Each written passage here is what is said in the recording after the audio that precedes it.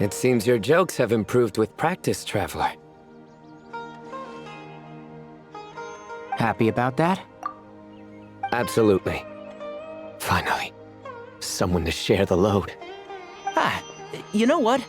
Akale's helping out the academia, but I haven't had the chance to check on her. Why don't you do me a favor and go do that? Hold on.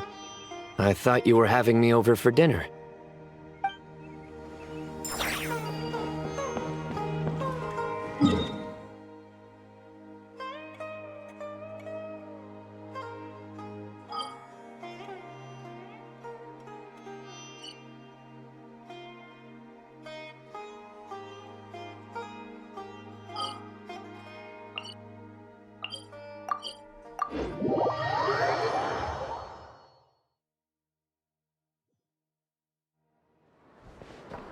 Add Astro.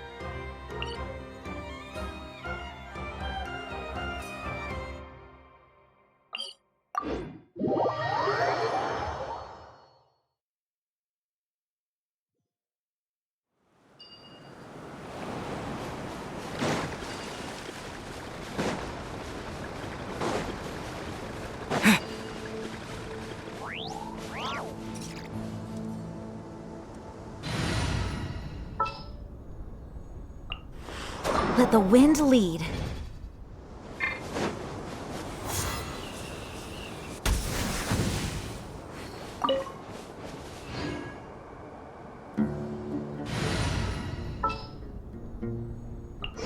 Just what will we come across?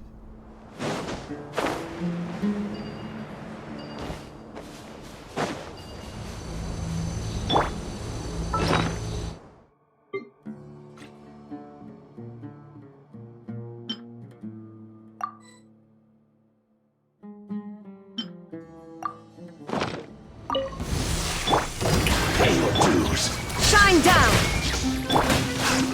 Everyone hold hands!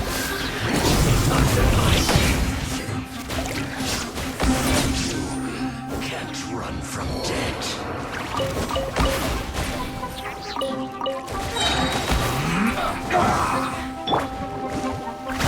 Yoo-hoo! Time to shine! Stay right there. There is no escape! End this quickly.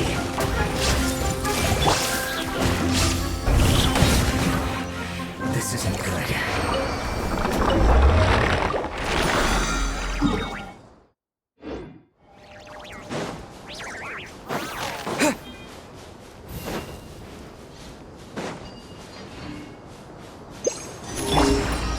Shine down! Shower me with praise! Hey! Torn to oblivion! Can't run from death.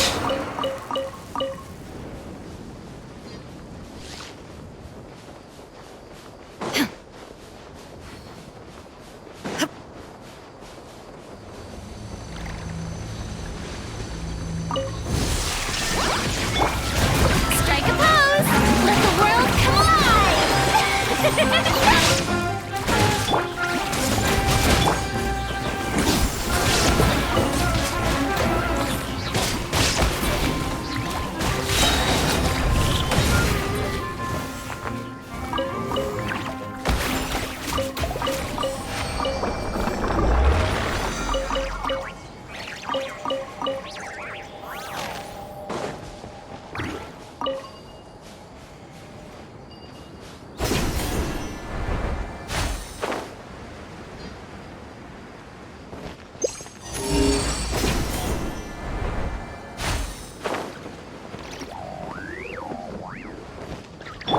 Illusion shattered! Shower me with praise! Everyone hold hands!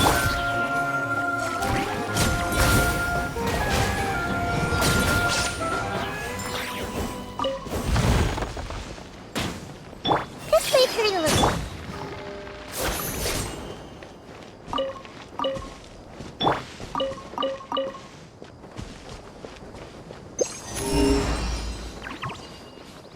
Shine down!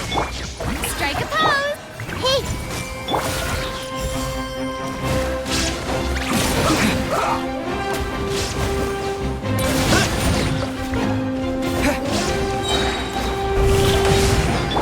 Inazuma shines eternal! This isn't good.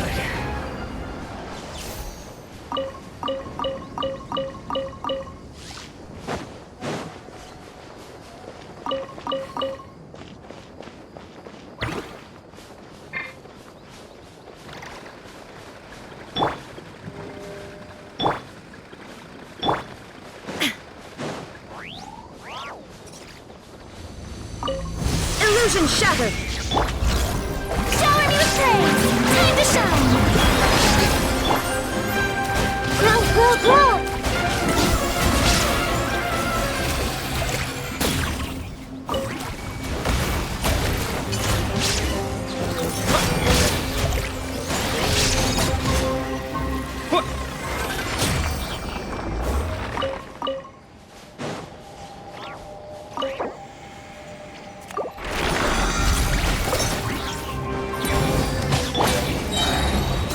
Shine down! I see everything! Ha! Kill! Let my name echo in song!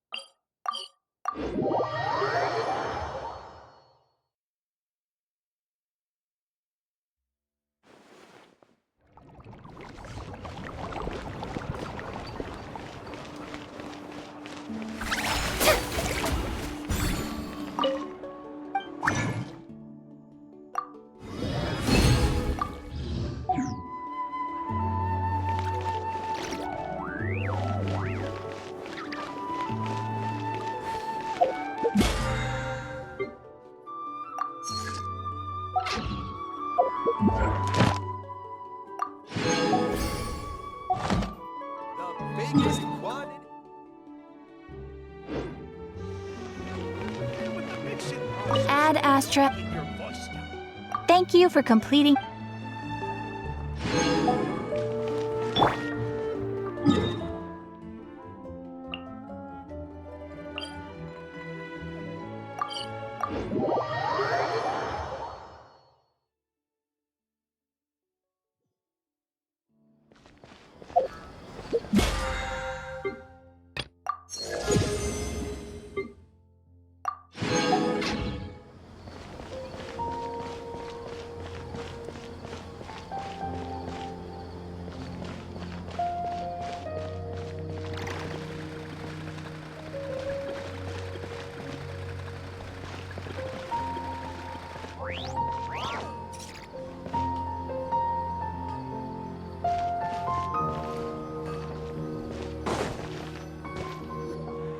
Moons.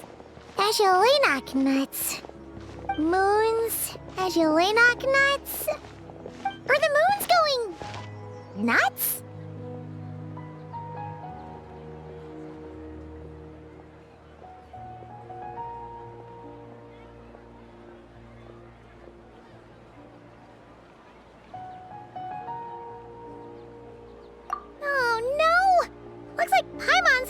brain bug too! She can't stop thinking about those two things! Paimon's gotta clear her head. But how? Aha! Got it! The cafe over there! Why don't we head over for a quick pick-me-up?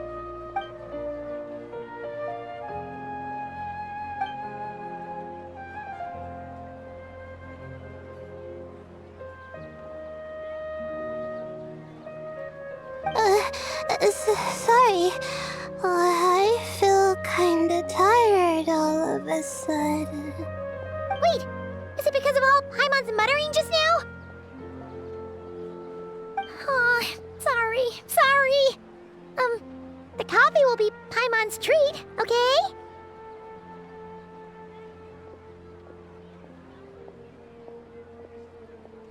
Hey! You make it sound like Paimon's stingy or something! Well, she'll just have to show you her true colors. Yeah, starting now. You sit tight and take care of Layla, Traveler. Paimon's gonna get us some snacks and coffee. Be right back. Don't go anywhere in the meantime.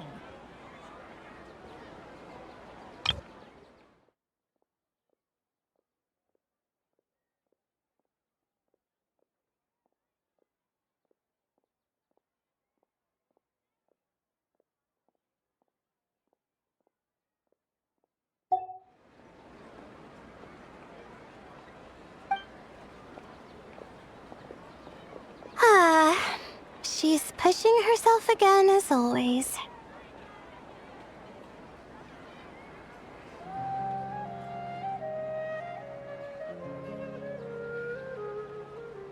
Saw right through me, huh? I apologize for the sudden emergence, but I didn't have any other options. Well, that's true.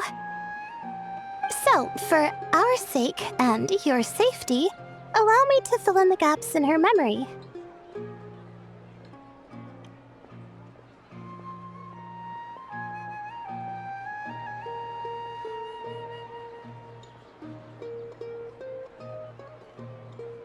That's right. Layla was already in bad shape, stressing about her new study topic, focusing on the stars instead of her surroundings.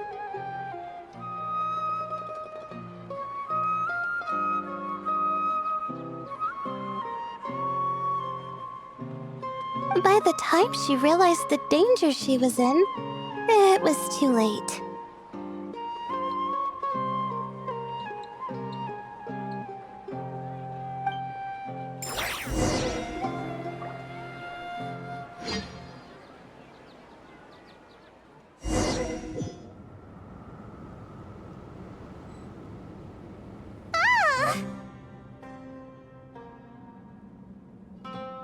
Quicksand near the ideal viewing spot? Wasn't expecting that. Looks like Layla's been under a lot of pressure lately. She hasn't been paying attention to her surroundings.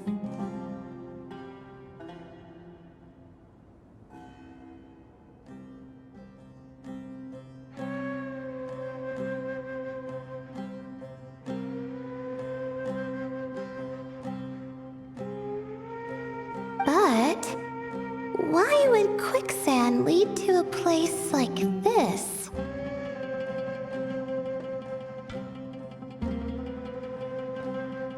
Well, all in all, looks like a common desert ruin. Guess there's nothing to do but try to find a way out.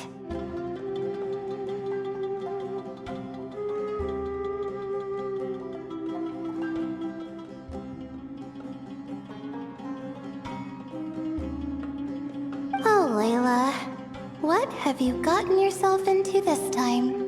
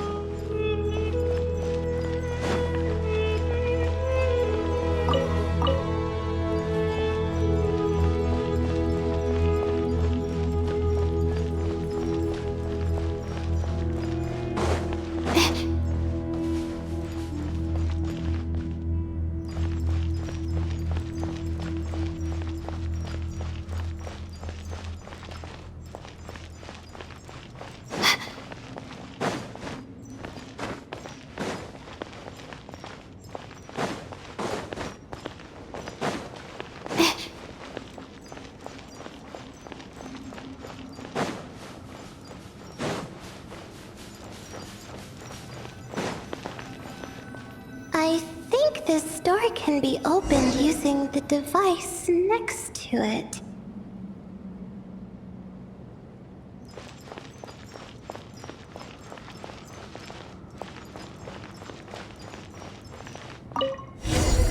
Just like I thought.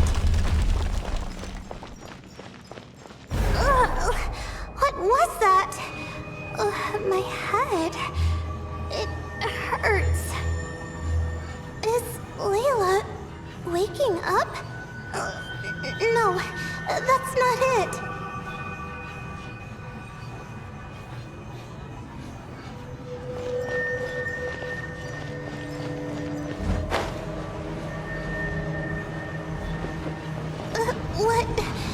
What's going on? It's too much. I don't understand.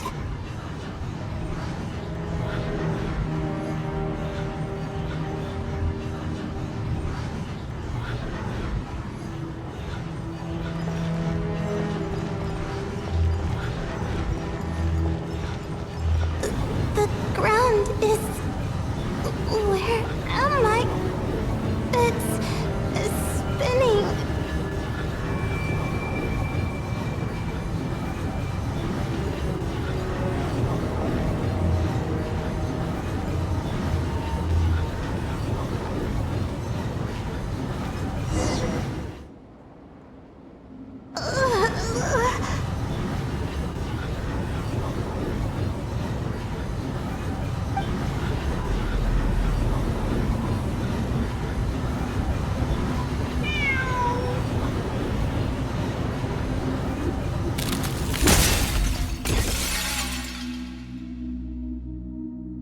How many moons are there in the sky?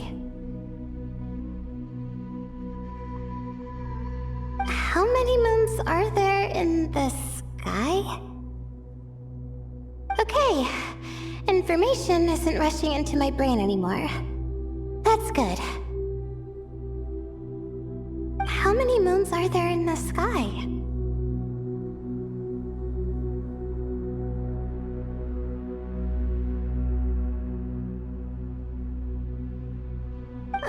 My head hurts, but there are no more dark spots in my vision, and I can see in front of me. Still...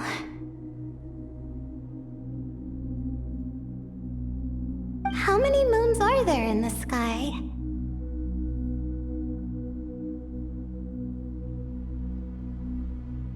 What's going on?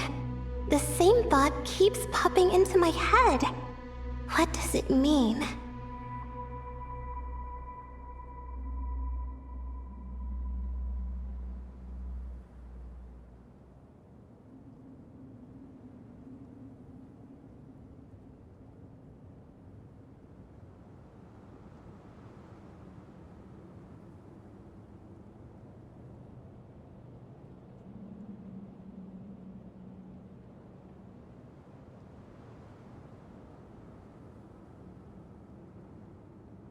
How many moons are there in the sky?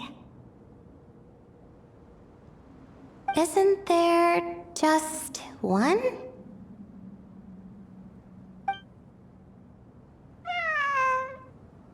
A cat? I think there was one earlier, too.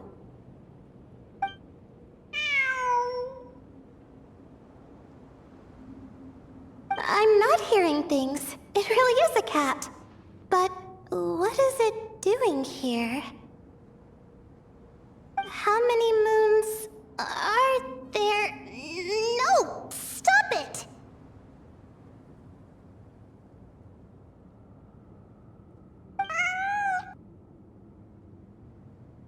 Does it want me to follow its cries?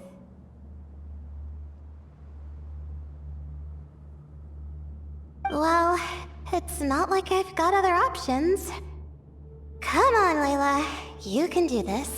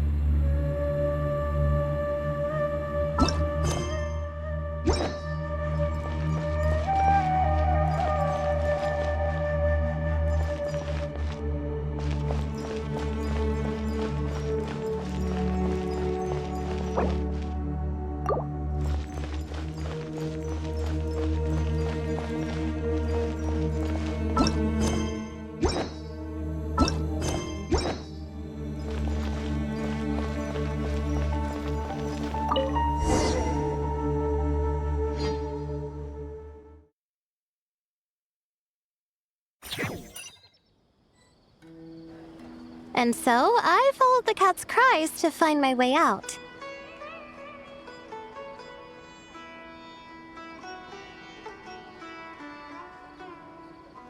It was quite a kind creature.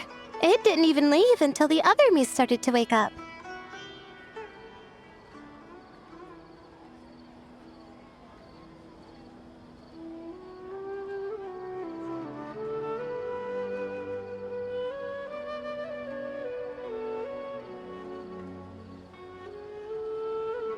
Thinking back, it all started when I touched that device.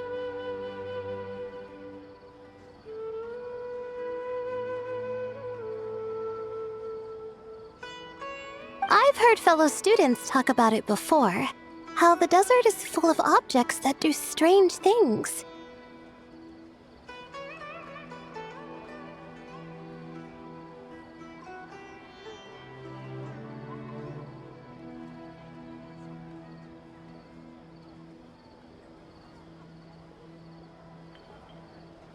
Sometimes it's just a minor inconvenience, but other times devices like that can cause massive trouble.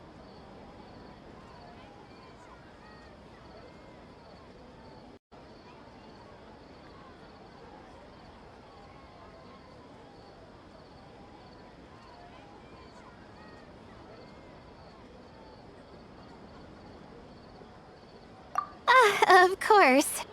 I forgot how much adventuring experience you have. Still, carrying an umbrella doesn't mean you can't get soaked, so just be careful and stay away from unknown devices.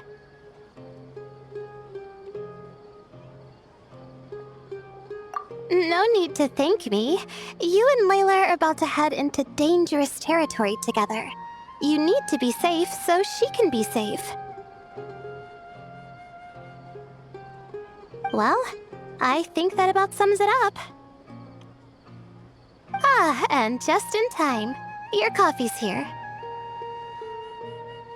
Traveler? A little help over here?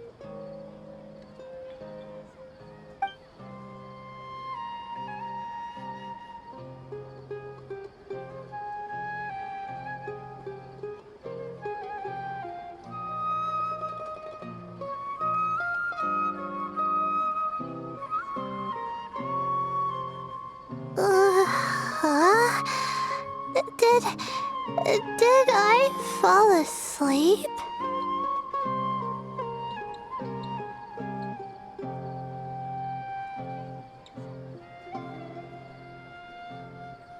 Wow!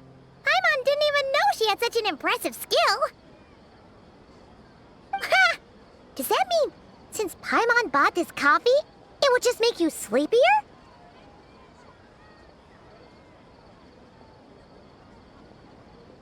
A beverage that puts people to sleep. Better saved for work hours, I think.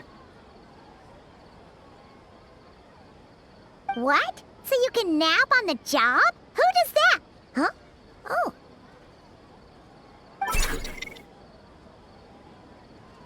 Beep boop.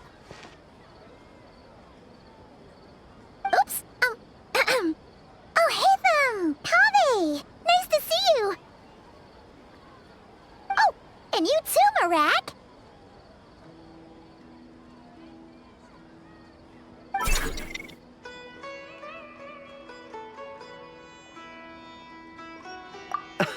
Sorry. Hope we're not interrupting anything.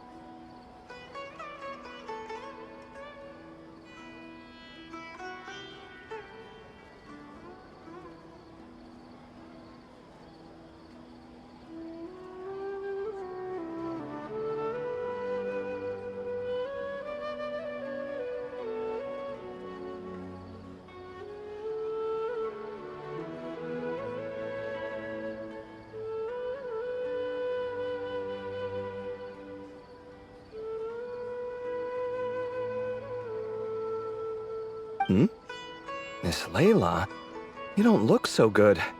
Is everything all right?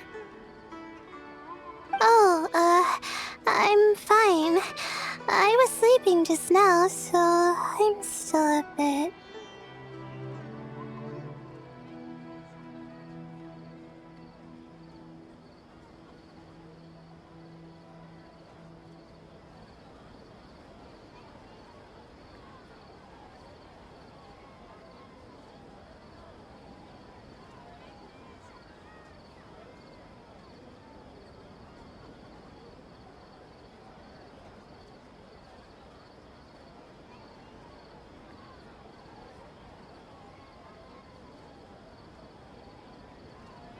Ah, I see. And we woke you, didn't we? I'm sorry. We shouldn't have been so loud.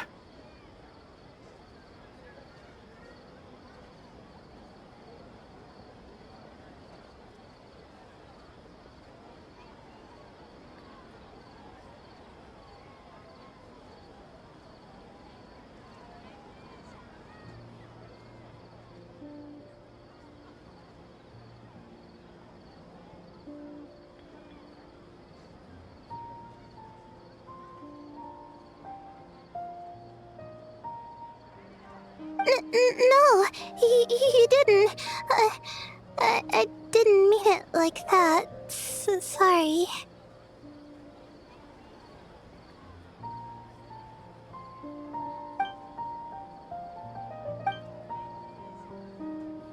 Wait, where are you going? You just got here.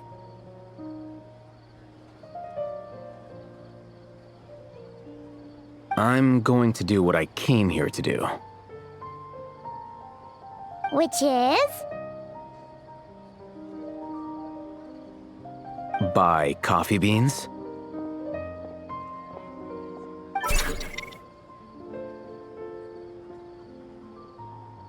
Huh? You're going too? Marak!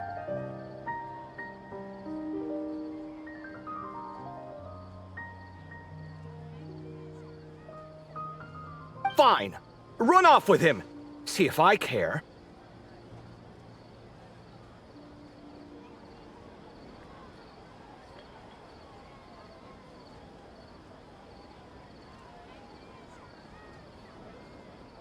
Well, looks like I get you to myself.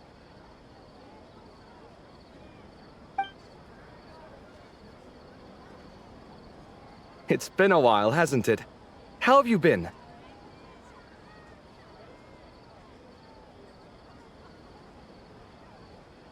So, a busy life of adventuring for you, and a busy life of academics for Miss Layla, is that right?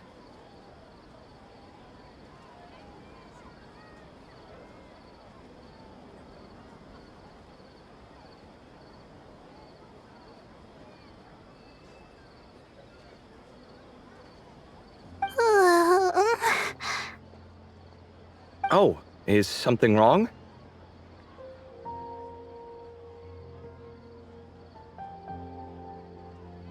Ah, the desert's not always the friendliest place, that's for sure. And from the look on your faces, I'm guessing this problem's not resolved?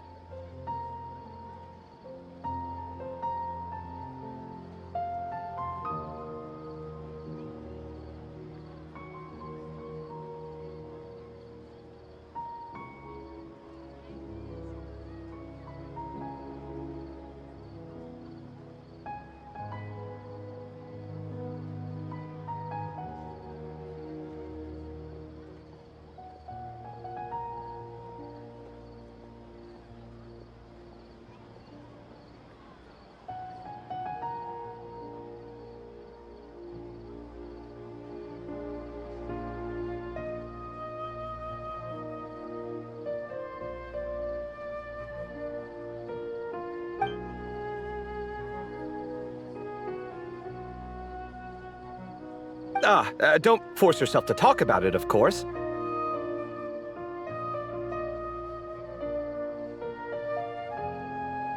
But I've worked on several projects in the desert before, so if there's anything I can do to help, just say the word.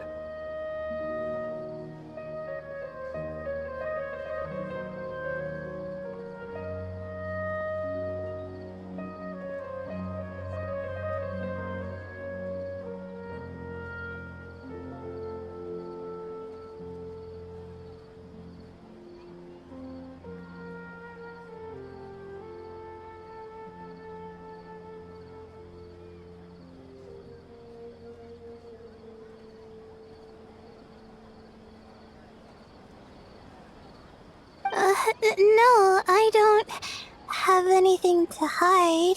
It's just complicated, so explaining might take time.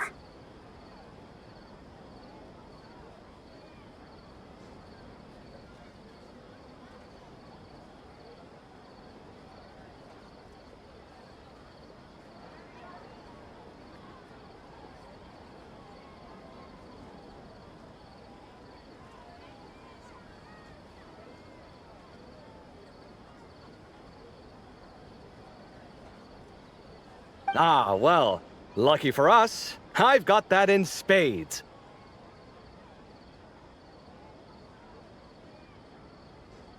Yes, you have been quite sedentary recently. Excuse me? I've been going about work as normal, thank you. And, might I add, you do way less work than me. I do the amount of work that is required of me. Ah, yes, you and your stellar work ethic. The stuff of legends. Oh, now look what you've done. I've lost my train of thought. Where were we? The problem in the desert. Wait, you were listening earlier?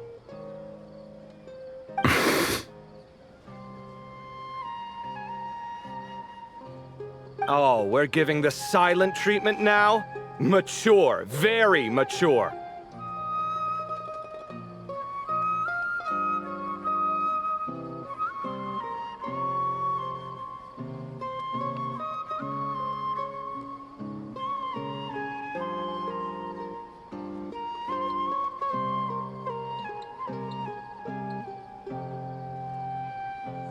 Continue, Miss Layla. I'm curious as to how this incident unfolded.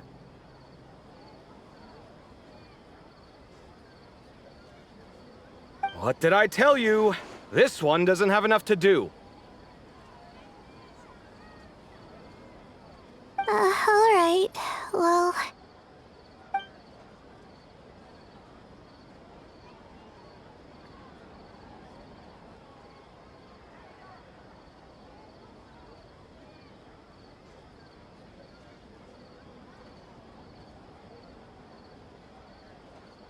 Could you still use some extra hands on this investigation team of yours?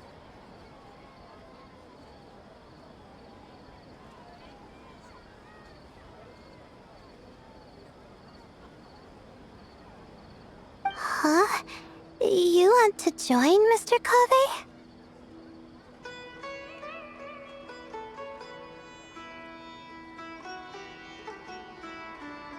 That's right. I think my experience studying desert mausoleums could be of some use here. While Hatham's expertise in ancient languages could be helpful too.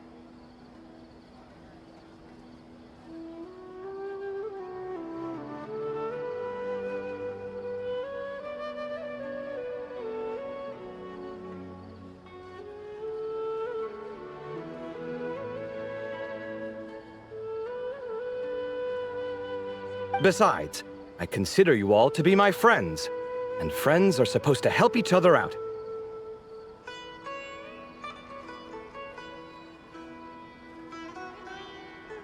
Wait, I'm involved in this now?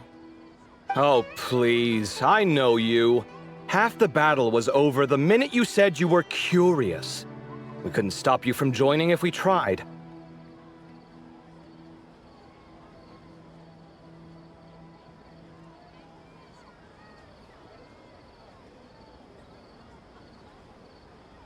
Well, you've got me there.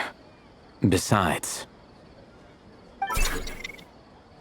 this suitcase of yours has been jumping at the chance to volunteer for a while now. I imagine... You imagine? mechanical life forms might also feel homesick from time to time.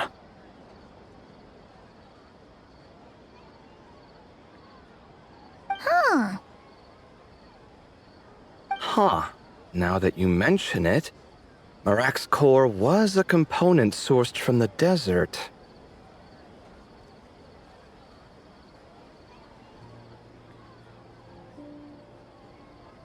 That could prove useful. You're sure you want to come with us? It could be dangerous.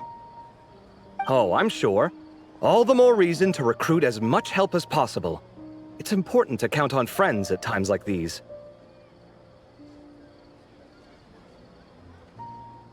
Our pleasure. It's a plan, then.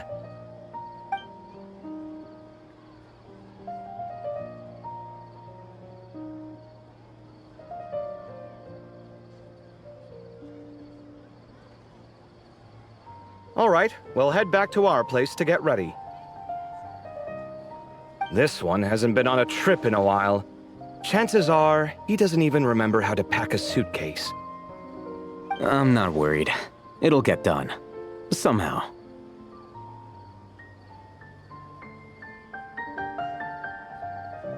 Would it kill you to help every once in a while?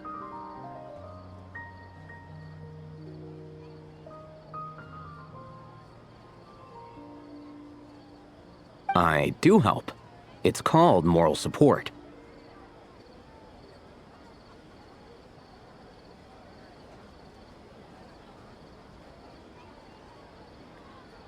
Oh, of course. And I am ever so grateful. Goodbye, you three. We'll see you soon!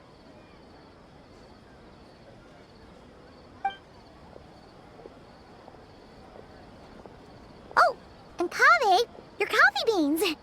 You were too busy glaring at Alhaitham, you almost forgot them!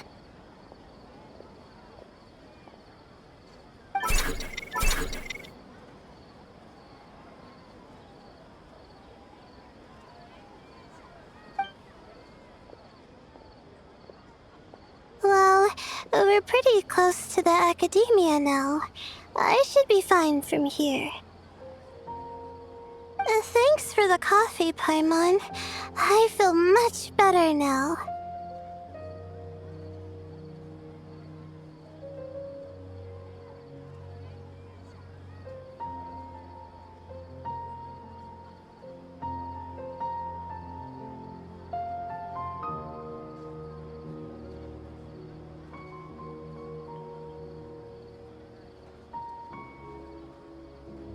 Right.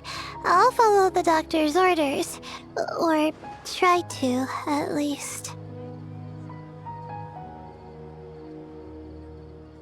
With the blessing of the stars, I hope we all get a good night's sleep.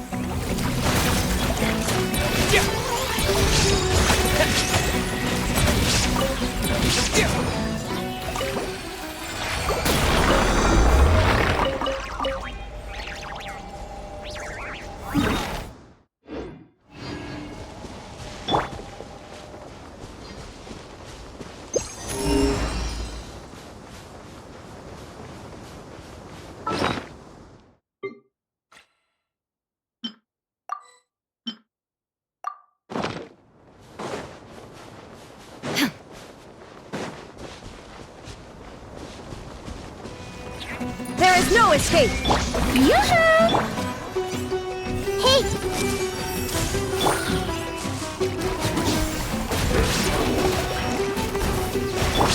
Time to shine!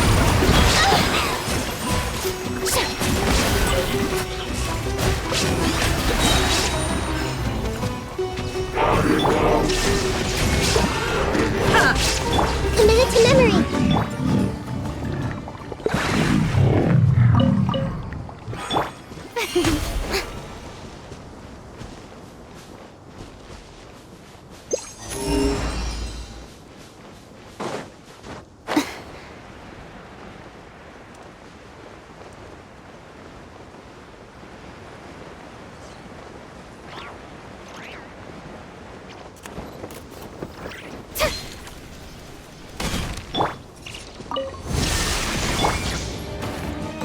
Let my name echo in song! Strike a pose! Everyone hold hands! Now you shall perish! Ha!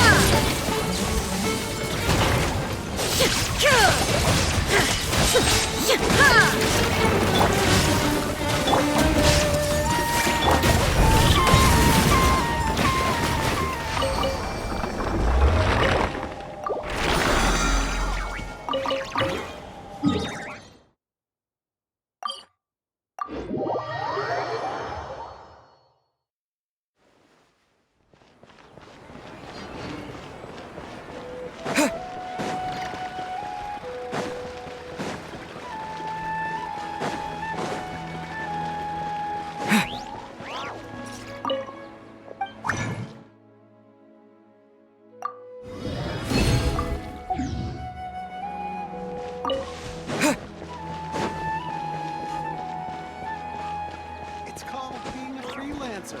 Most folks just don't get it.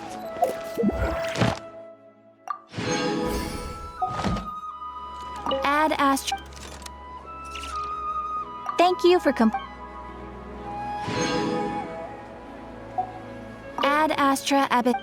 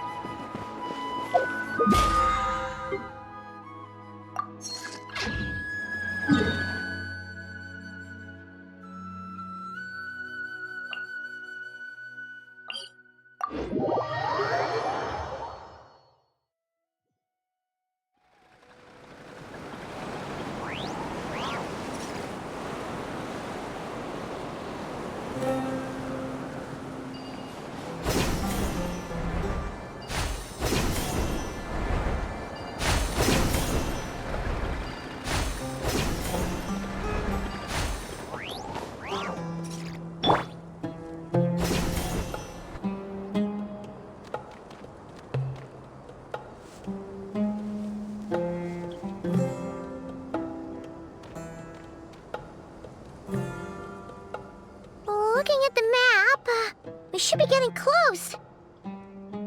Speaking of which, the closer we get, the more Paimon's heart feels like it's beating out of her chest.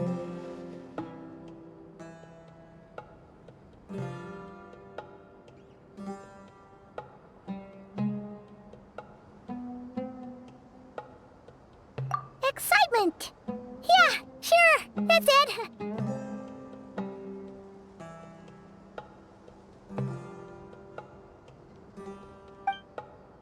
Oh look!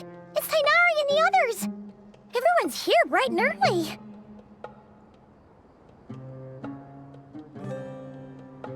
Yeah, the desert's a pretty harsh environment. Better to travel at night and beat the heat.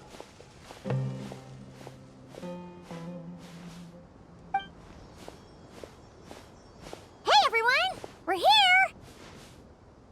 Ah, right on time.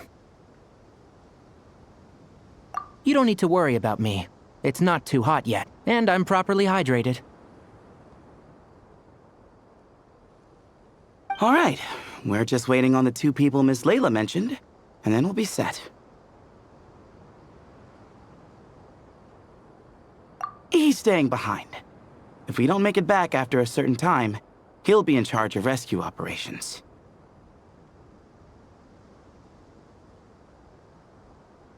You can count on me. Nice! You thought of everything!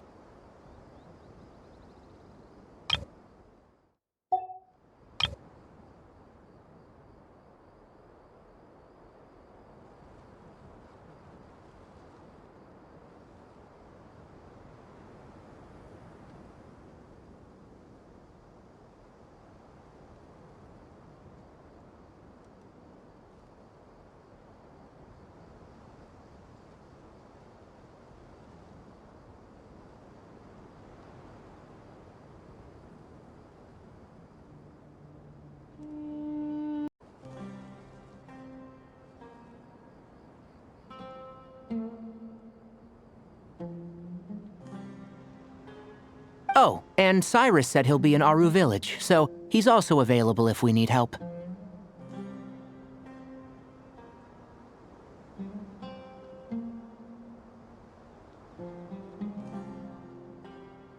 Amazing! Having people to watch your back is making Paimon a lot less nervous.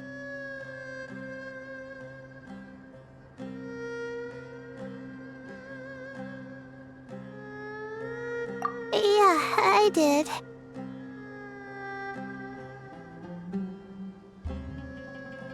After hearing about what happened, my advisor gave me some time off to rest. So, my studies are on hold for now.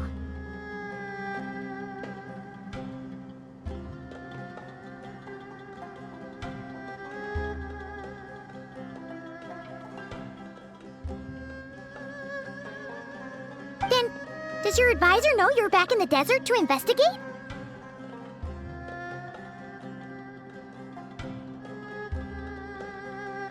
Yes, but I was only allowed to come after I mentioned that General Mahamatra would be there too. Quite the reputation you've got there, Sino.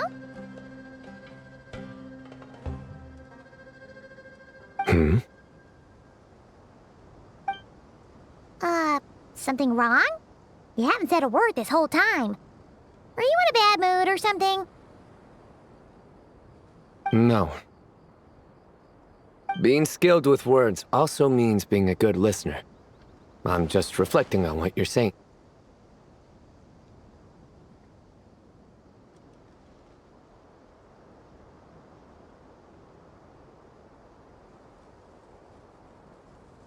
Oh, Hatham! Kaveh! Ha! Over here! Darn it. I was just setting up a brilliant... Yeah. I'm sure you'll find another chance. The important thing is, our scribe and our renowned architect are here at last. High praise. But wait, why am I renowned and not him? He's just as famous as Sino, Dia, or Nilu. That just means your level of fame is even greater. How could a lowly scribe hold a candle to you? Lowly scribe? Please. All those strings you pulled to get those new books from the House of Dana? What do you call that?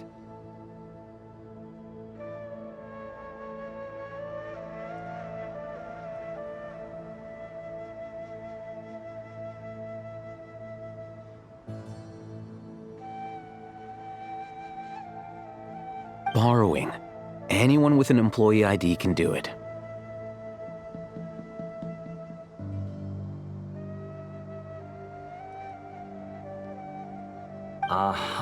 Yeah. The House of Dana bends over backwards for just anyone, does it?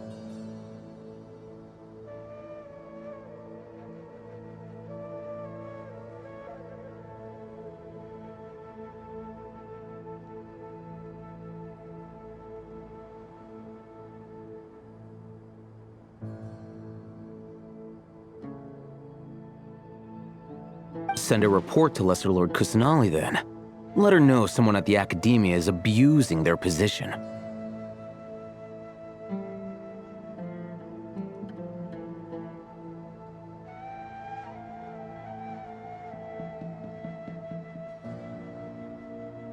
Hey! I never said abusing.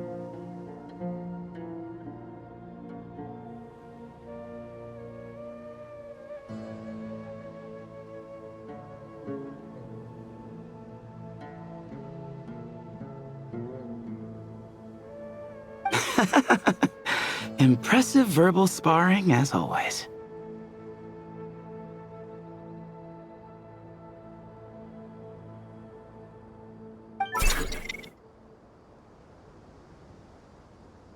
Oh, hello to you too, Marak. Well, looks like your assistant is raring to go, Kaveh.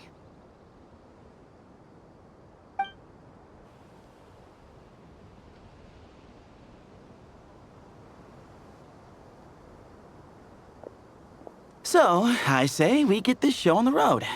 No sense delaying the inevitable. No need. We're in this together, remember? Sure. This is the entrance, yeah?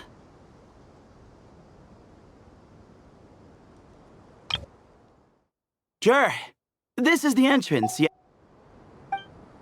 Yes. Perfect. Then, if we're all set, let's get moving.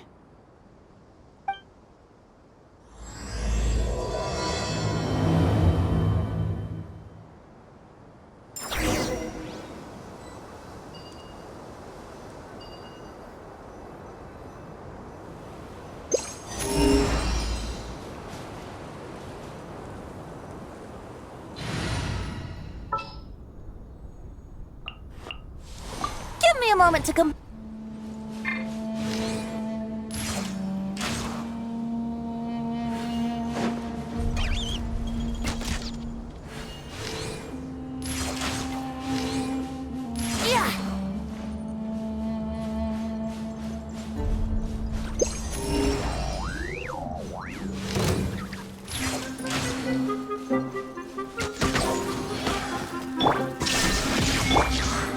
Yoo-hoo! Hey! Yahoo!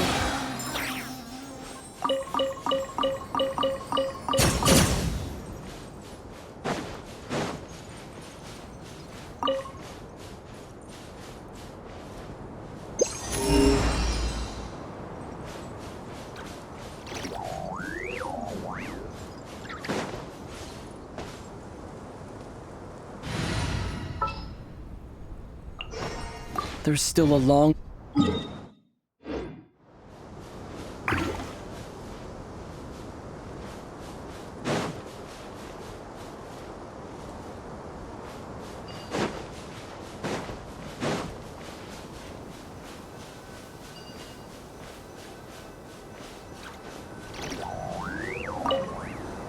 I hope everything goes well in there. I've got your back from out here.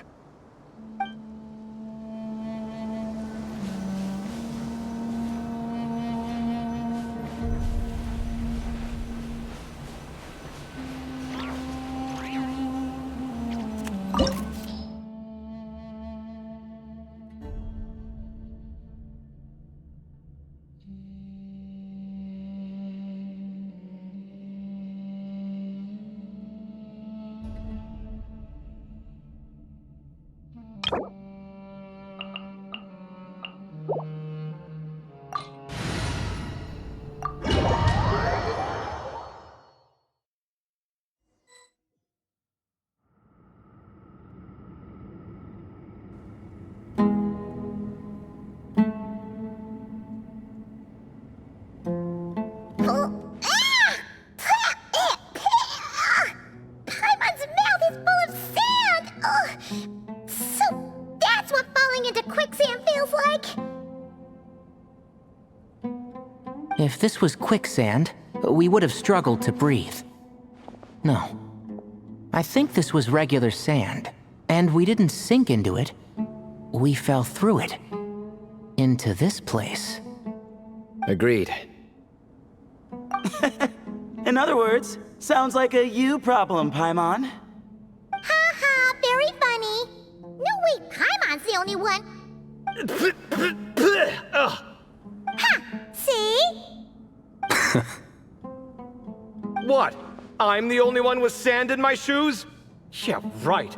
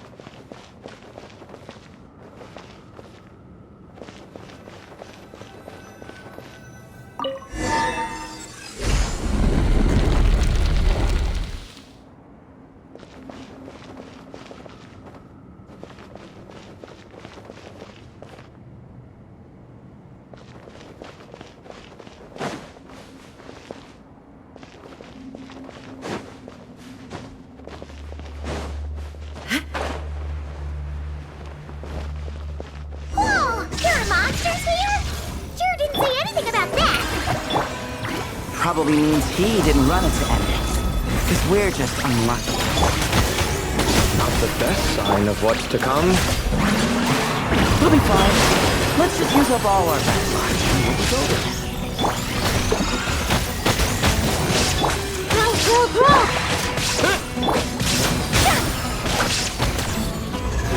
How brilliant! Shine down!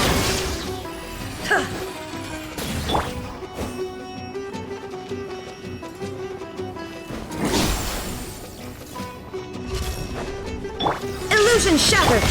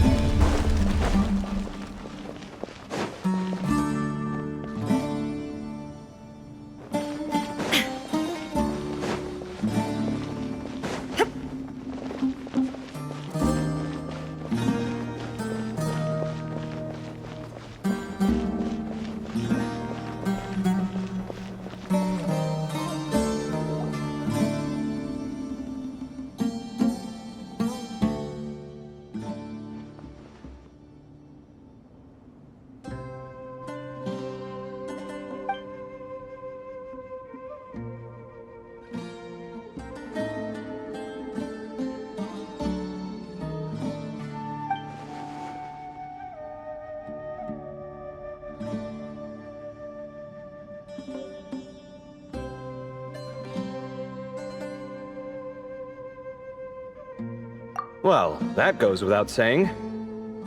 Fair point. There's just one problem, though.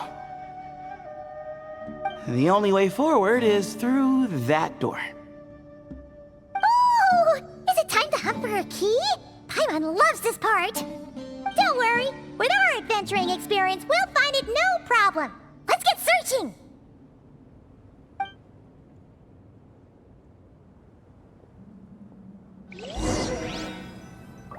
Marak, wait!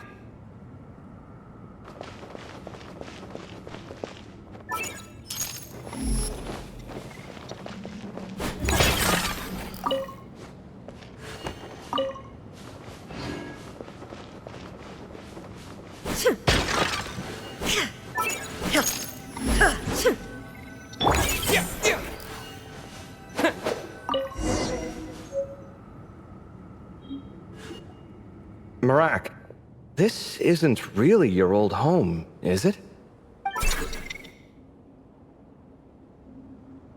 No idea what that means, but Marak does sound pretty happy.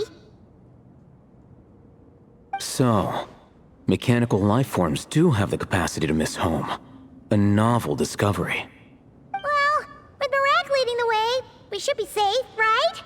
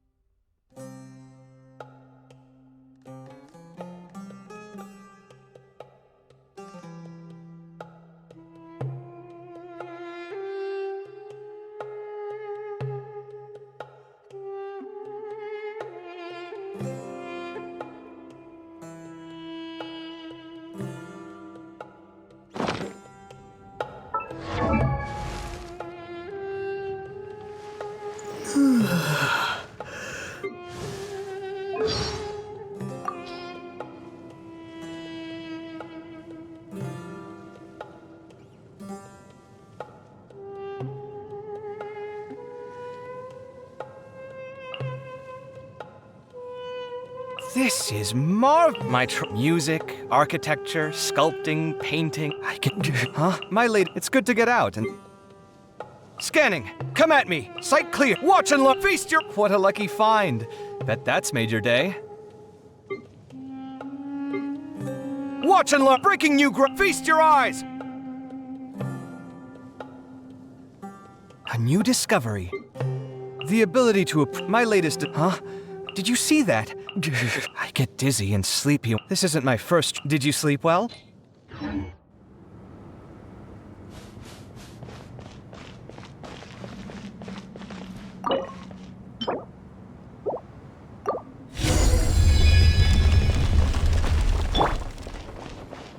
thing you decided to join, Kaveh. Otherwise, our investigation would have ended at that door. It was nothing that I did. You should thank Marak instead.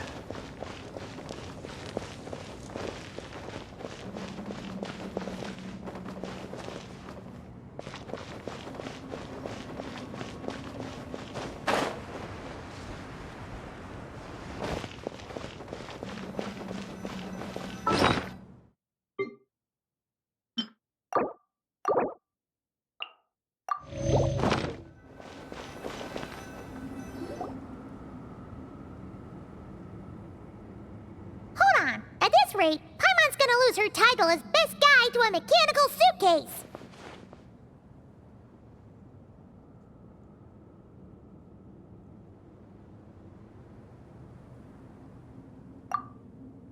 Aw, thanks. Hey, wait. What do you mean, useless? Well, no weird mental symptoms so far. I'll take that as a win. That said...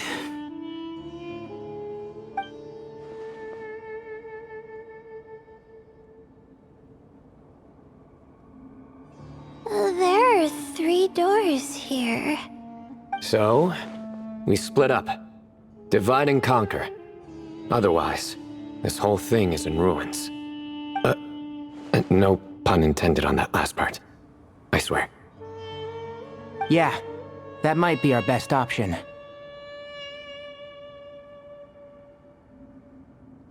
Good idea. And the minute things go south, we go back the way we came. Ooh, this is getting exciting! So, who's teaming up with who? Paimon calls dibs on the Traveler!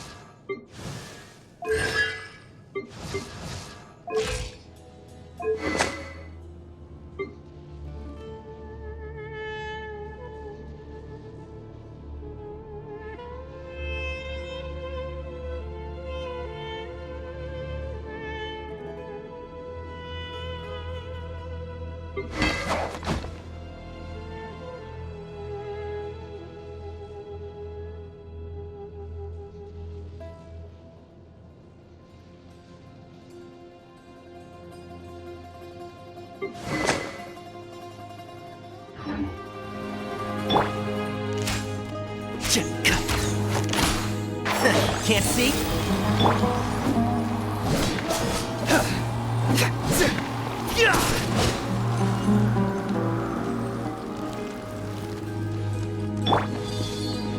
Well, this takes me back. Last time we were in the desert together, the two of you came all the way out here to gang up on me. Oh? Sounds like someone's holding a grudge. Just what I like to hear. If you're still hung up on that last one, just name the time and place, and we'll have ourselves another thrilling... duel. Huh. What's with the awkward pause? Were you expecting me to stop you from saying something stupid? You two can have 1,000 duels for all I care, after we're done here. For now, focus on the task at hand.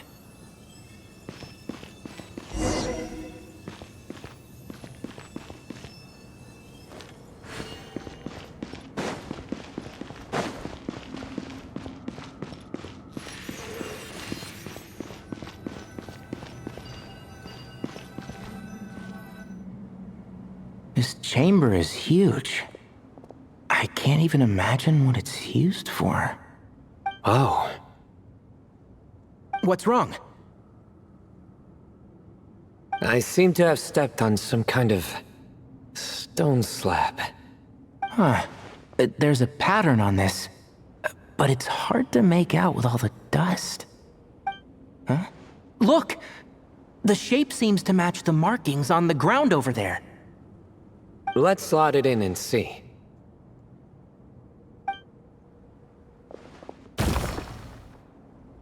And we have a match.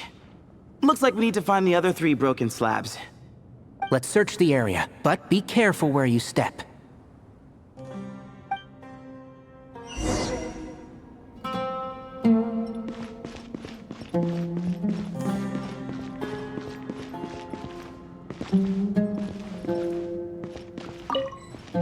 Keep up.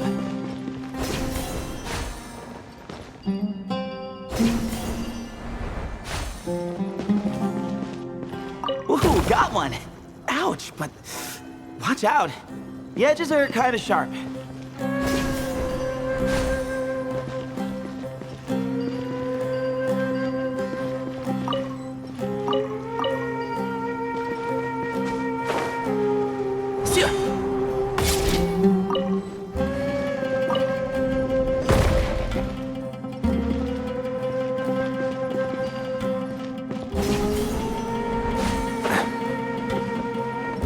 Got the 3rd piece.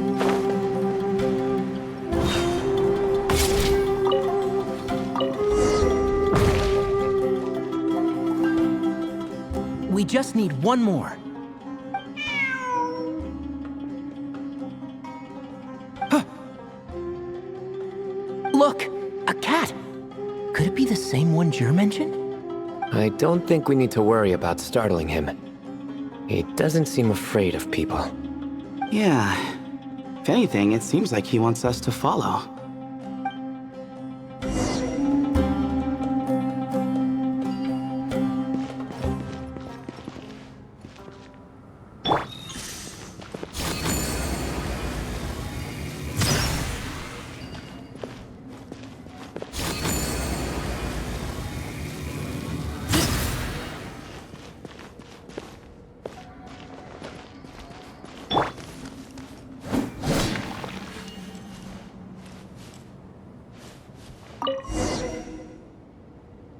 Oh, he led us to the last piece.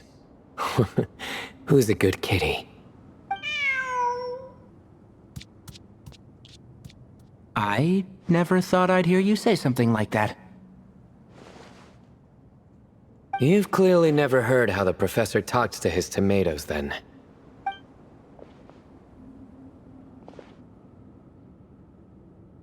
All right, well, that's that. Now, we need to figure out how to get rid of all this dust.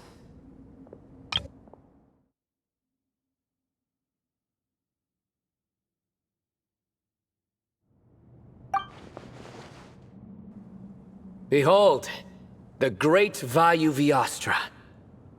Be honest. You've been waiting to say that for how long now?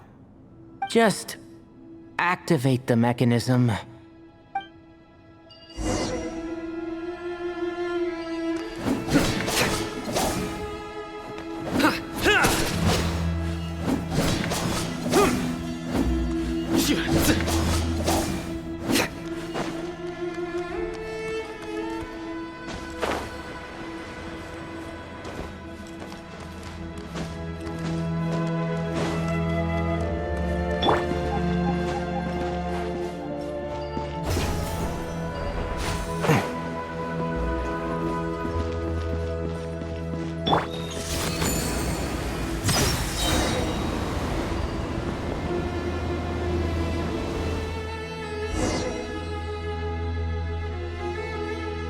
Huh. It worked. It's a picture of... 3 Hermanubises? That can't be right. The ears aren't vertical. Oh, true. And the lugs fall short. My hat is much better looking.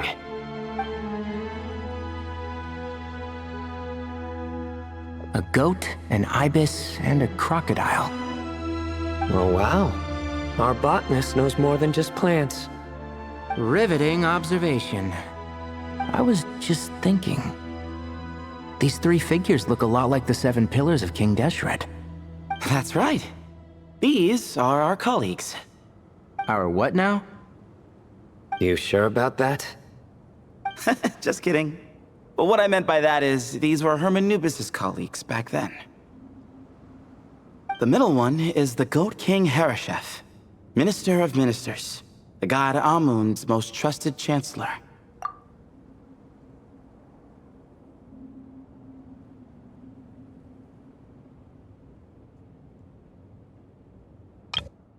The middle one is the Goat King Harashef, Minister of Ministers, the god Amun's most trusted chancellor.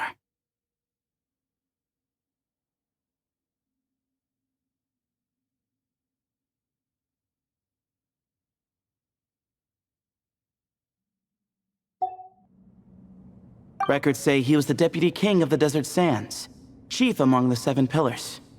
Someone even more impressive than Hermanubis? I wonder if that ever got his goat.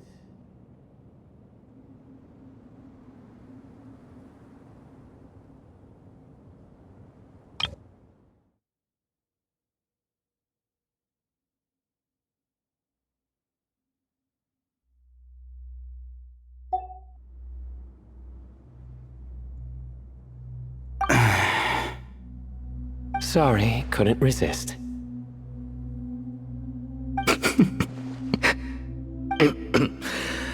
Okay, that was a good one. Wait, really? I've got so much more where that came from. Where were we? This is Sopik, the Crocodile King, Captain of Captains. As the name suggests, he was a valiant commander and had dominion over all weapons of war. And finally, this is the Ibis King Thoth, Scribe of Scribes. Your memory's pretty impressive. I bet you're almost as good as me at memorizing cards. A scribe? Did he manage archives then? Like Alhaitham? Wait, that's all Alhaitham does? I never knew being an academia scribe was such a cushy job. Well, that's how his friend put it, anyway. But it does seem like he has a lot of free time. Well, I don't know much about the academia, but I'm sure the Ibis King had more responsibilities than that. The temple's records say he represented the wisest aspects of King Deshret, inventing the desert script and arcane arts at his king's command.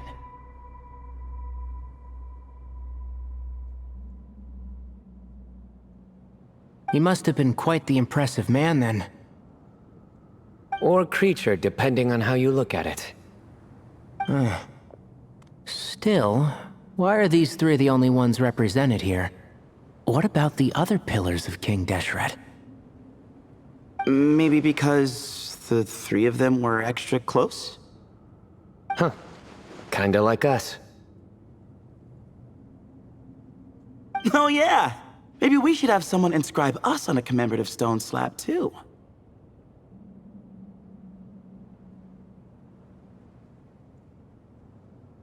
Or we could just take a picture. It would serve the same purpose. Anyway, no more distractions. Huh. Doesn't it look like there's writing carved into the corner? Huh. There is. And it's in the ancient desert script too.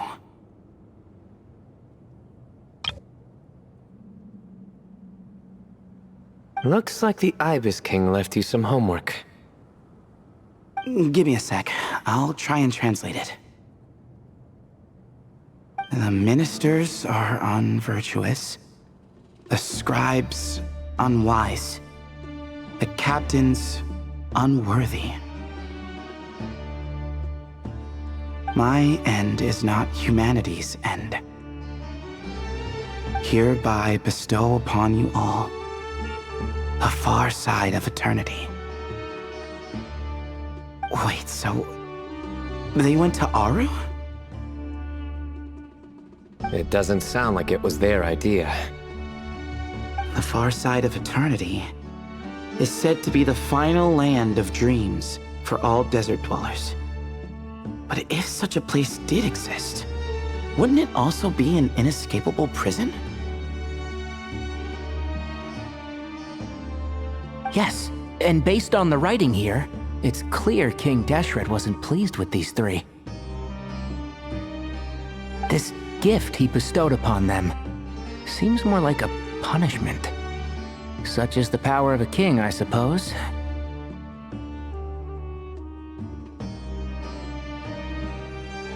Which means the goat's the one who got in the end. Huh. Yep, not as good the second time. What? Impossible. Well, looks like that's all we can learn here. Should we keep going? Yes, no time to waste.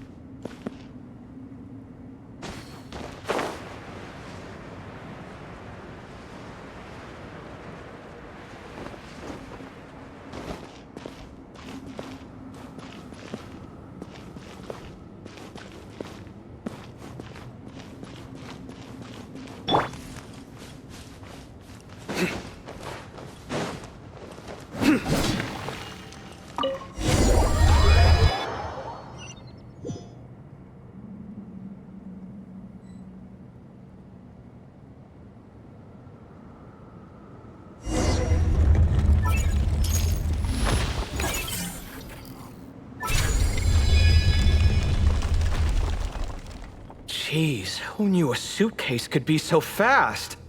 Marak is nothing like this when it comes to housework. Hey, wait up!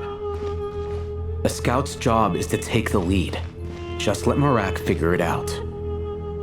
Easy for you to say. I'll be the one doing the repairs if something happens. Why don't you go scout ahead then? When I think of a comeback, I'll let you know. No rush.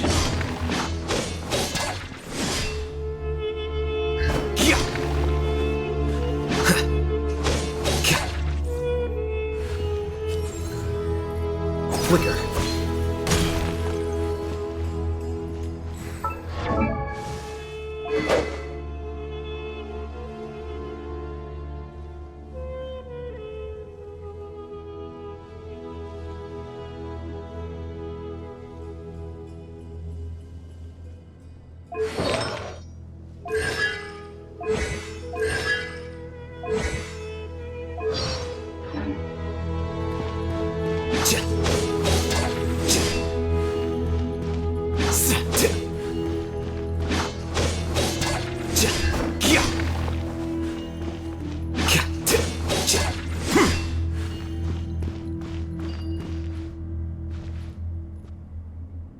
Oh, Marak stopped.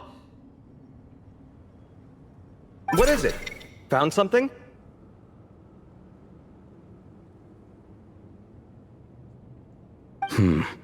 Looks like something covered in sand. Let's get it out then. Come on.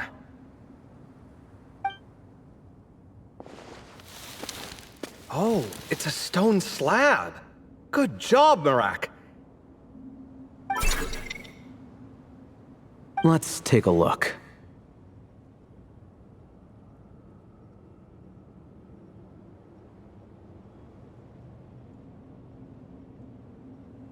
Huh. Looks like this part of the picture goes over there?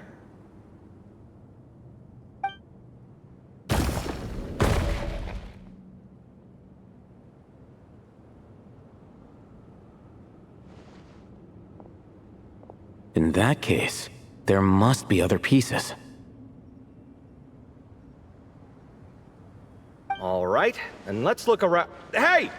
Why are you sitting down? I thought Marak was helping. Oh, so you do know what that word means. Great. Are we supposed to just sit back while Marak does all the work?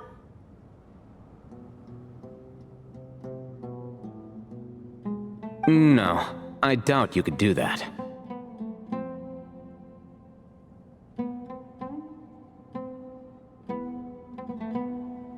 Exactly. But I can.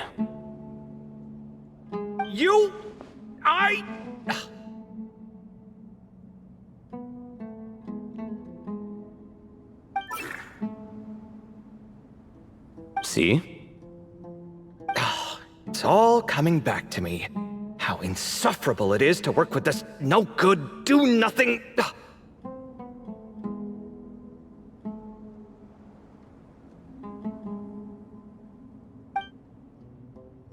We could be more efficient, I agree. I'll work on this piece. You take care of the rest.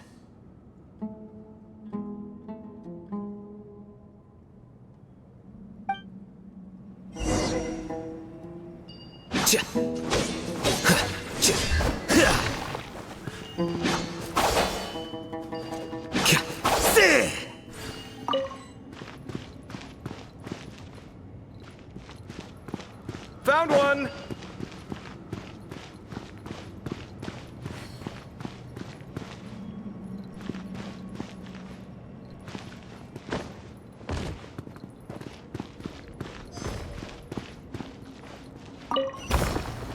Good teamwork!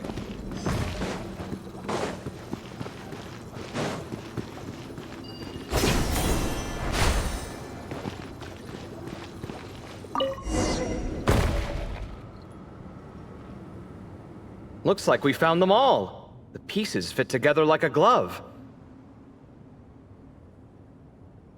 But we can't see what's on them. Turn around. Huh? Look. Oh, I've seen this before. It can create strong winds. Just what we need to clean off the slab. Come on, let's... Hey! Don't worry about me. If I sit here, I won't be in the way. Oh, you don't want to be in the way? Then sit right in front, so the device can blow you straight back to Sumeru City.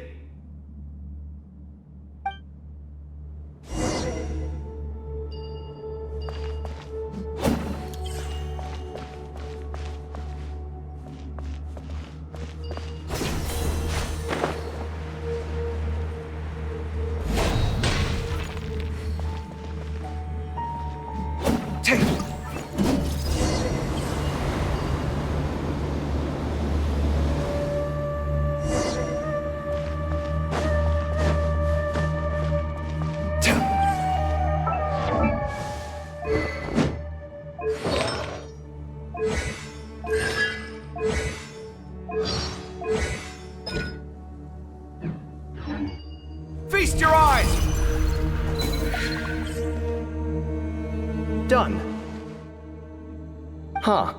That's one big cat.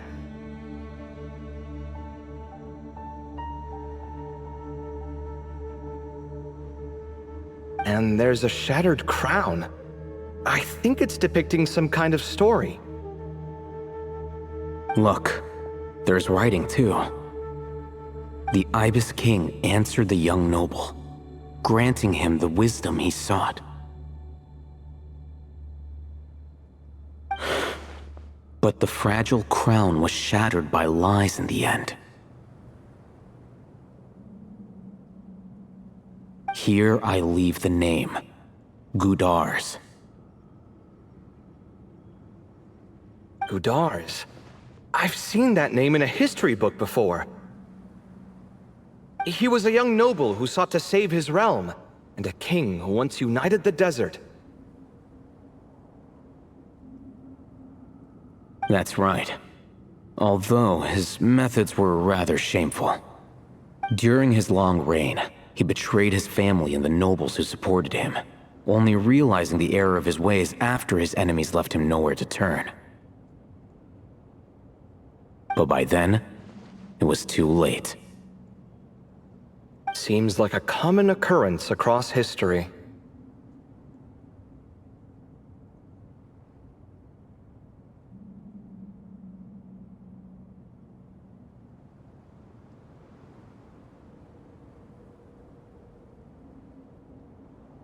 Different people, same mistakes. It's an inevitable pattern, destined to repeat itself.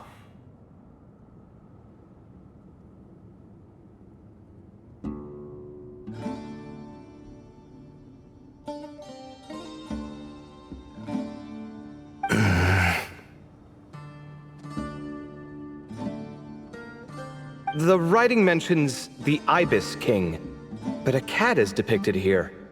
Does that mean...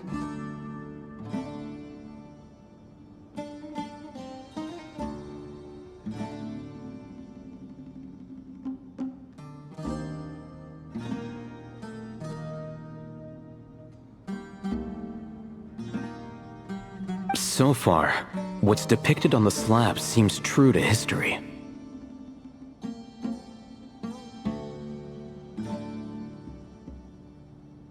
In which case, this cat is either a proxy for the Ibis King or a manifestation of said king himself.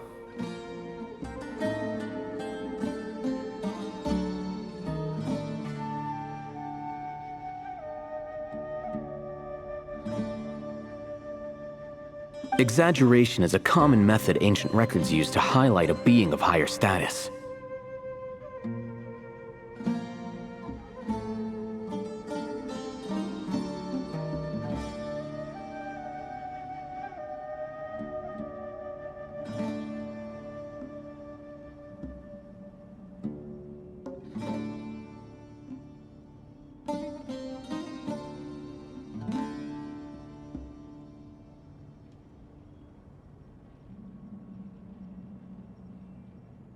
And as we know, Layla and Jur both heard the sound of a cat while escaping the ruin.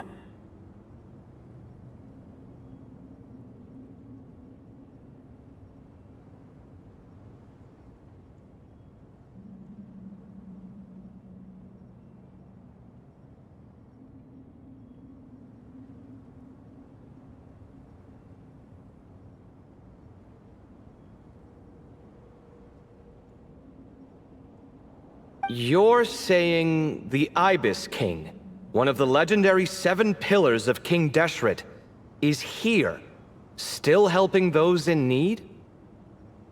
I'm saying we can't rule it out.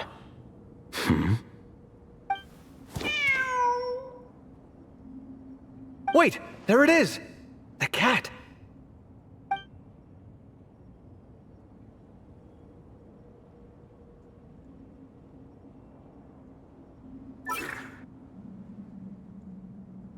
Ah! Marak went after him! The cat's showing us the way forward. Come, let's follow. Okay.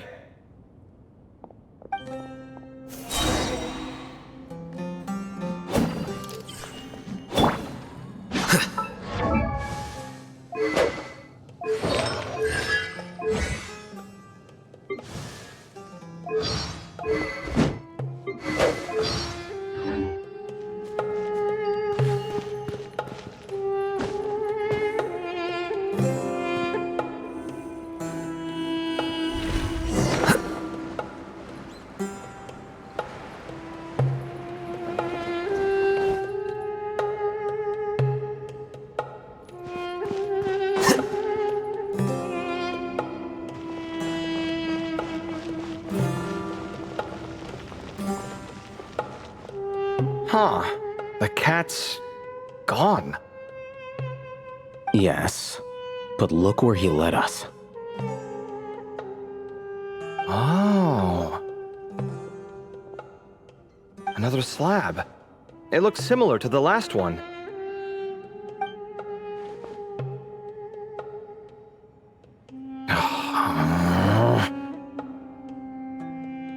Oh, by all means, take your sweet time. Wouldn't want you to overexert yourself.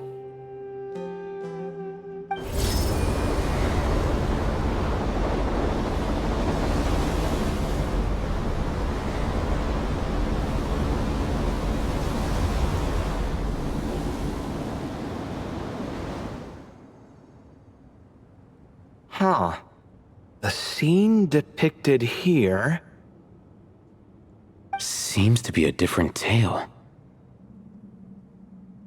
The Ibis King answered the gin-blooded dancing girl, granting her the wisdom she sought.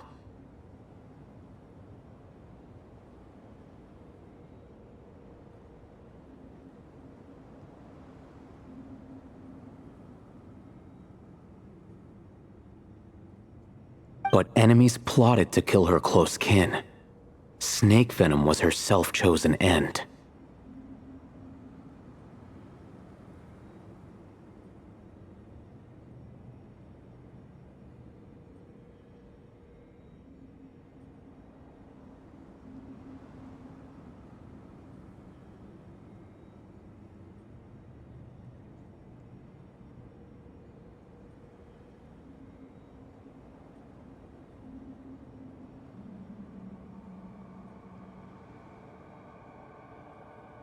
Here I leave the name, Makira. The Temptress of Woe? You've heard of her? Of course. I don't just sit around doodling all day. She's mentioned in tons of papers about the desert.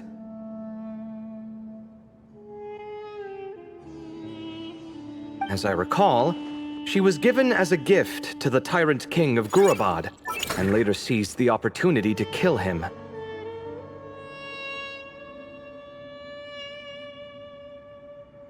After getting her vengeance, she reigned as queen for many years, until her enemies attempted a coup, and she took her own life.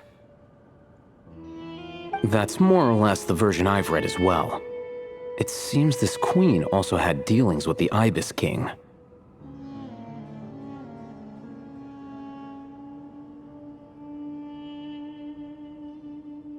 Yeah, I'm starting to find this whole granting wisdom business a bit concerning. I mean, considering how Gudars and Makira ended up, it might not have been a good thing.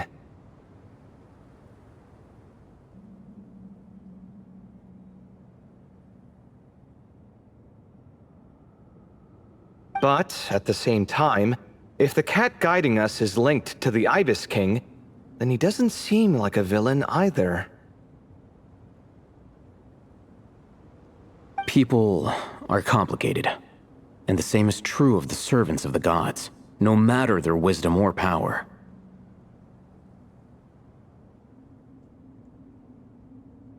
Let's reserve judgment for now and keep moving.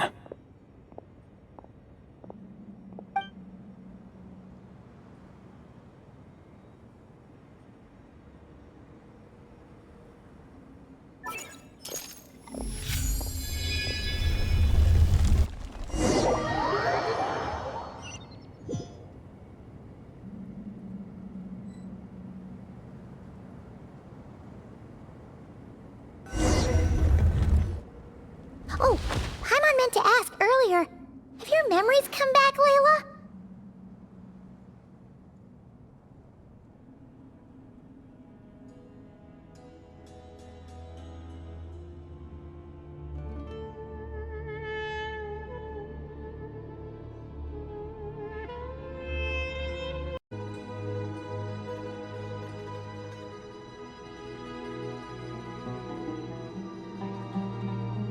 No, sorry. To be honest, nothing about this experience feels familiar.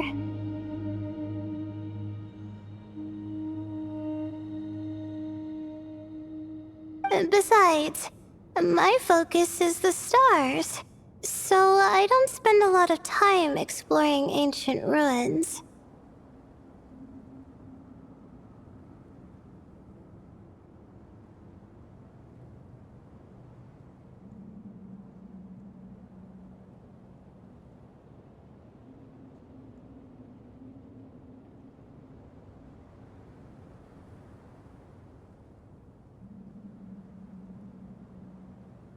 Guess that makes us the senior researchers in this scenario.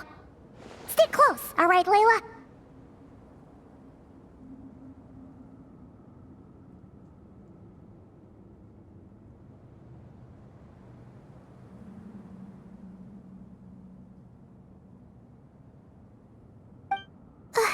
Okay.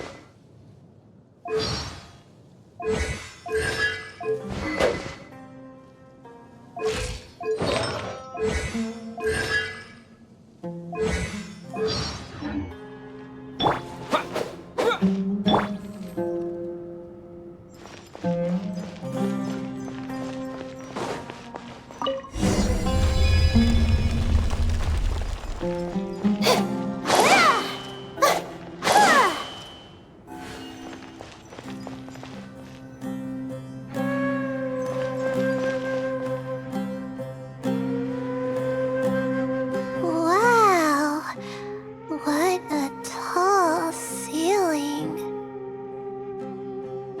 Yeah, but for such a big place, it's so empty. Like no one ever lived here. Sure must have been boring to live in ancient times, staring at ceilings all day. Now that you mention it, I've heard some people used to draw star maps on their vaulted ceilings.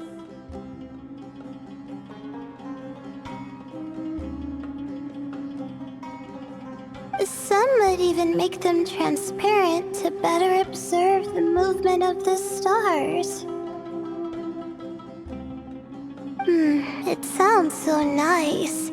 Stargazing from the comfort of your own home. Wait a second. I think I see something up there. Huh? How is Paimon supposed to do that? Oh, right. Flying. Duh. Alright. Sit tight, everyone. Adventurer Paimon will be right back.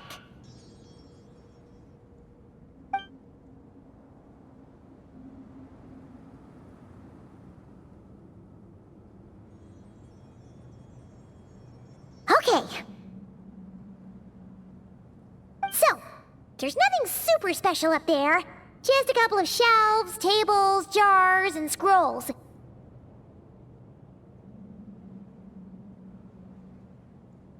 And a whole bunch of dust, dirt, and sand. You really want to search through all that stuff?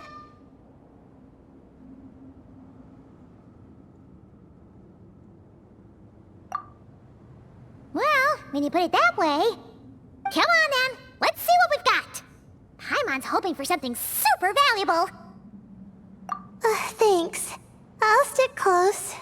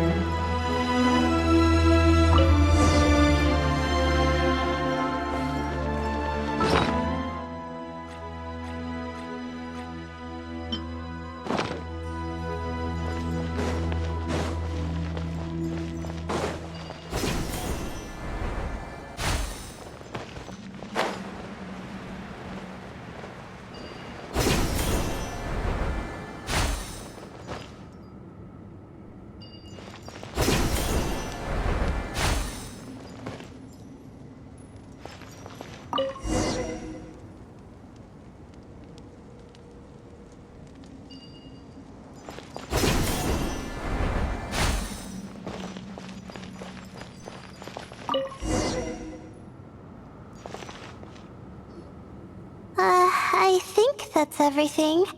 Most of the documents are in the ancient desert script, except these ones. These seem old as well, but the handwriting makes them stand out. Right! Let's arrange them in chronological order before we read through.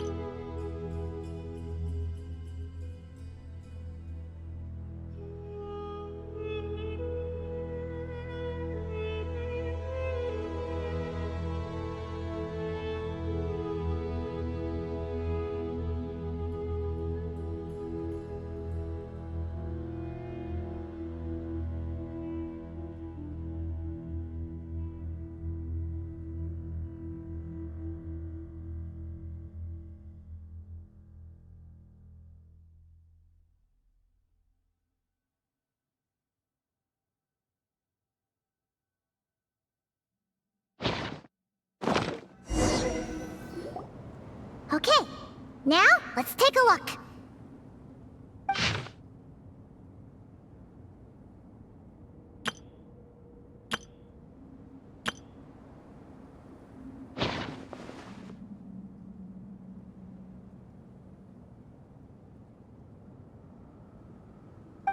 Maybe this person fell in by accident, like Mr. Jur and me. Yeah, maybe. But they don't sound super worried about their situation. So, either this person's an ace adventurer, like the Traveler, or some kind of super optimist.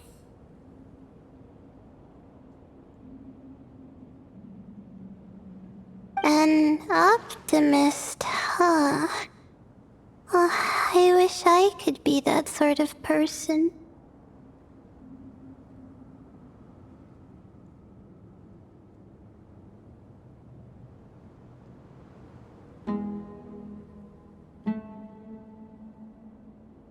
That's right! You're detailed and passionate. Great qualities for an adventuring buddy.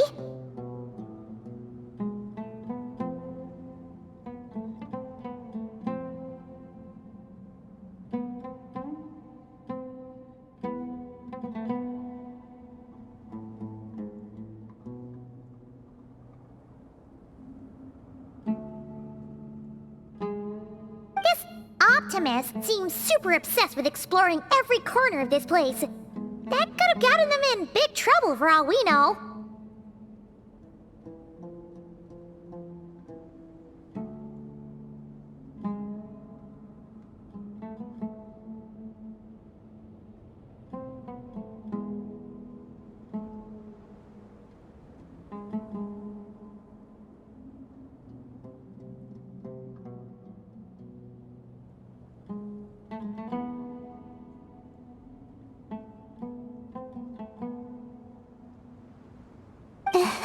Well, I appreciate the compliment. It's almost magical how words like that can make you feel like you can do anything. I only wish that magic could last a little longer. Until I figure out my new study topic, at least.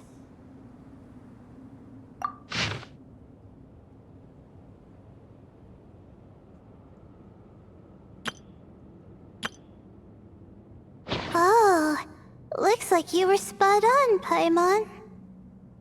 See? Told ya! That's what happens when you don't think things through. And all this talk about seniors and juniors, he was a student just like you, Layla! Whew, he sure talks a big talk for a student, though. You'd think he was some kind of old scholar instead. Huh. What is it? Did Paimon say something wrong? No, not at all. I was just thinking, and this might sound rude, but the way this person speaks is just so...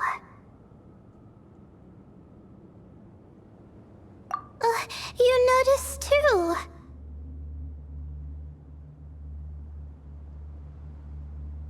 I mean, it's good that he helped treat his companion's wound, but it didn't seem like it was out of kindness. More like he was looking out for his own self-interest, or thought he could get something out of it.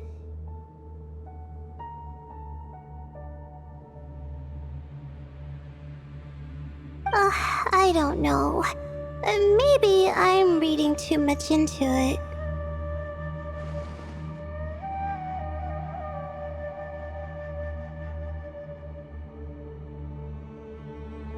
Yeah.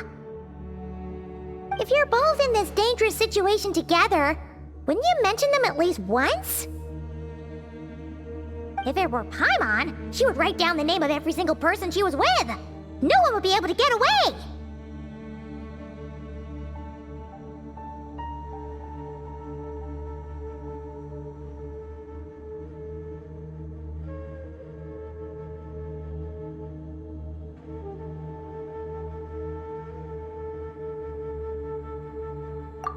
Actually, I find Paimon's approach quite sensible. It makes sense from a safety perspective, too.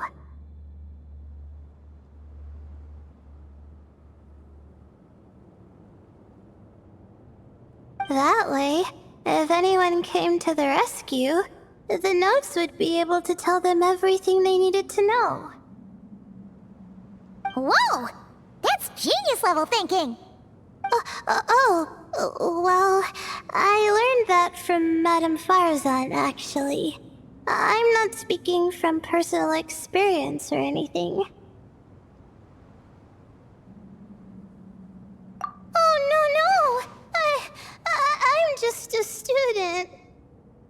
It's fine! You taught us something, so you're our teacher. Simple as that.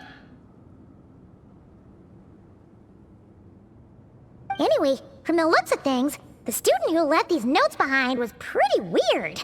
Let's keep reading.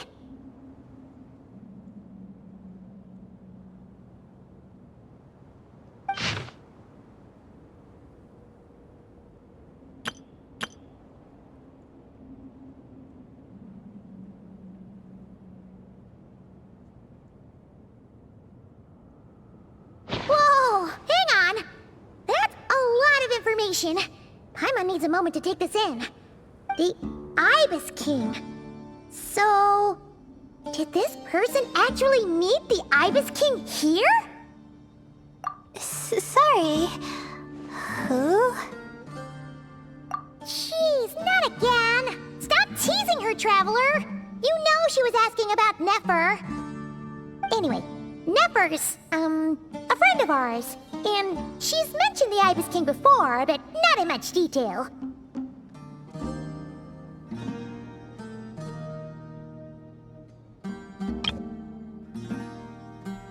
Jeez, not again! Stop teasing her, Traveler! You know she was asking about Nefer. Anyway, Nefer's, a friend of ours. And she's mentioned the Ibis King before, but not in much detail.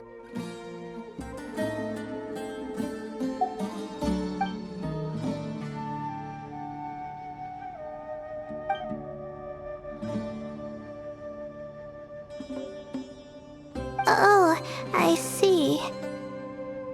Well, that's not too surprising.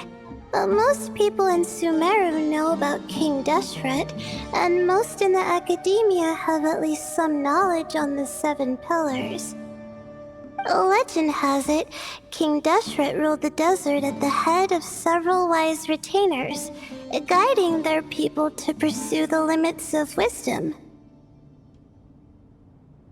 He also left behind treasures for future generations, which continue to be relevant in nearly every research discipline. Now, this message indicates this student and his senior were rescued by the Ibis King. But to think it's possible to meet him in a place like this... We don't know when these notes were written, but didn't the 7 pillars disappear a long time ago?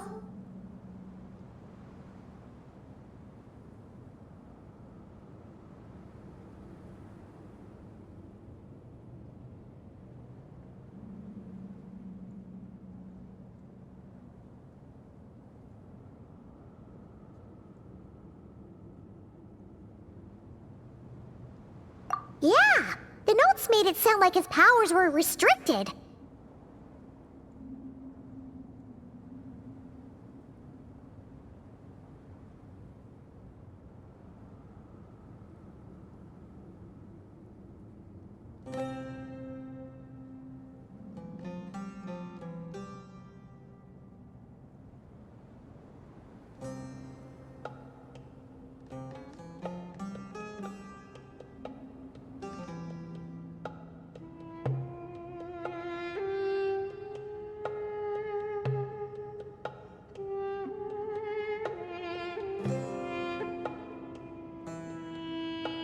Also, the mention of this form? What is that supposed to mean? I'm not sure. Let's keep reading. Oh, this is the last page. There's even a signature at the end. Well, sounds like they made it out. Guess it was a happy ending after all. Wait. But it says, the Ibis King cannot be trusted. Huh. Our friend said something similar. That the Ibis King was a liar. And the notes did make it seem like something wasn't quite right with him.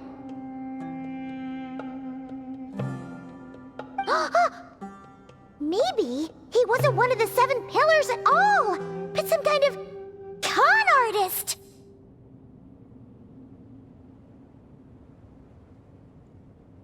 Huh? What's that supposed to mean?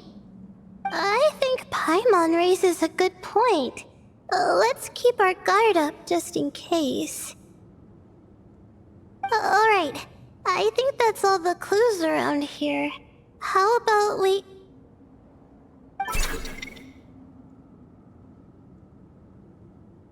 Oh! It's Marak! That means Kaveh and the others should be around here, right?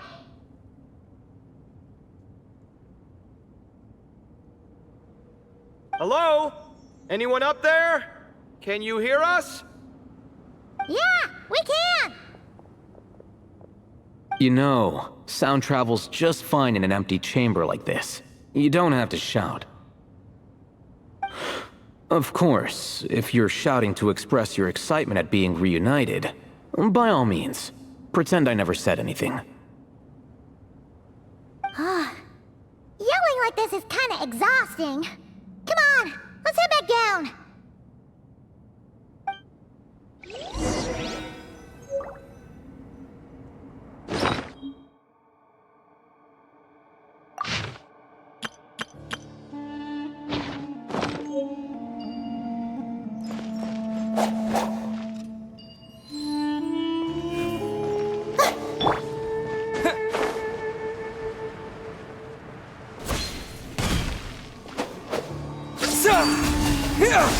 The night is cold. Stars, shine for me.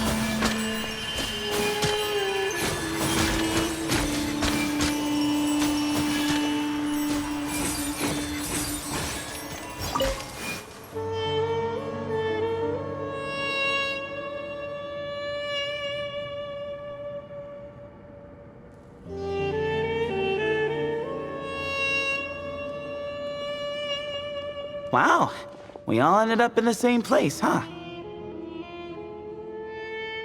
Yeah, what a coincidence. Indeed. Or as I like to call it, the chai factor.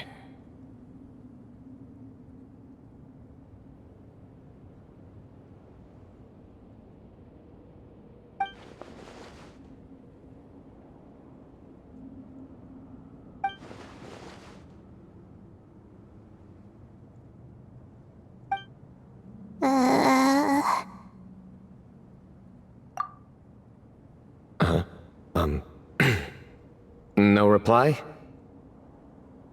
Just say it. All right. Because it's spice to sweet brew again.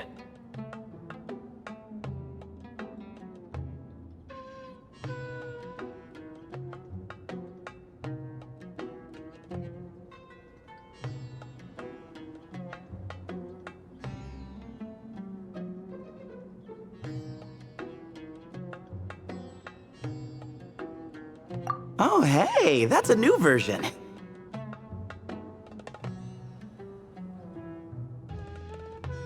Oh, wait, what? You've never heard that one?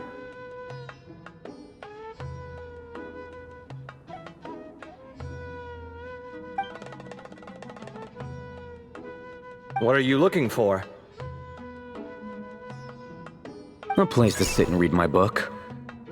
Oh, great. What else is new? Well, looks like everyone made it through unscathed. Let's take this chance to get some water, rest a bit, and discuss what we learned. Sound good? Yeah, let's debrief.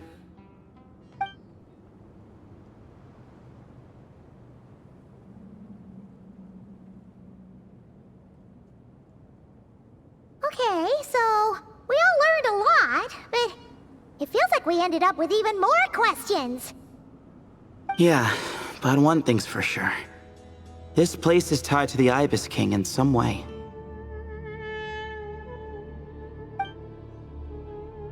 Hey, Sino. You're the current representative of Hermanubis. Can you call him up for a sec? Of course. Just let me sense his presence.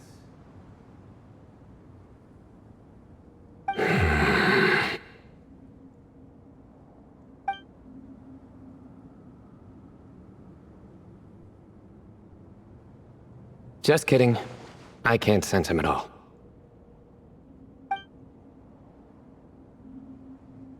Jeez, Sethos. Did you set him up for that one? What are you, a two-man act? Sorry, Hermanubis isn't like the Ibis King. He can possess me, but I can't talk to him whenever I want. Oh, truly? Does that mean he's gone? I would have liked to reminisce about old times with him.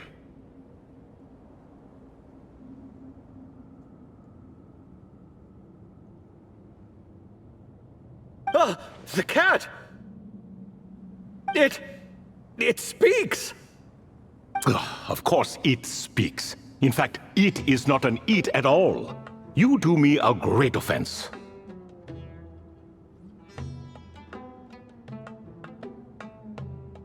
My apologies. Esteemed cats, sir? Oh, this little contraption is still here. Contraption? No, this is Marak.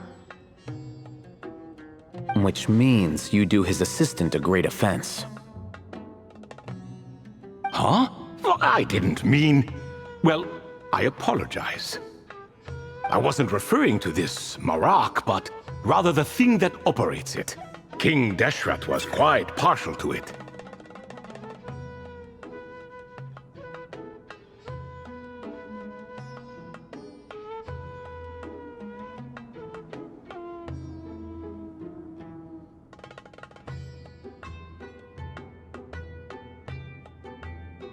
I have forgotten what it was called. It must have had an official name, albeit in the old tongue. Even if I did remember, I would need to translate it into modern language.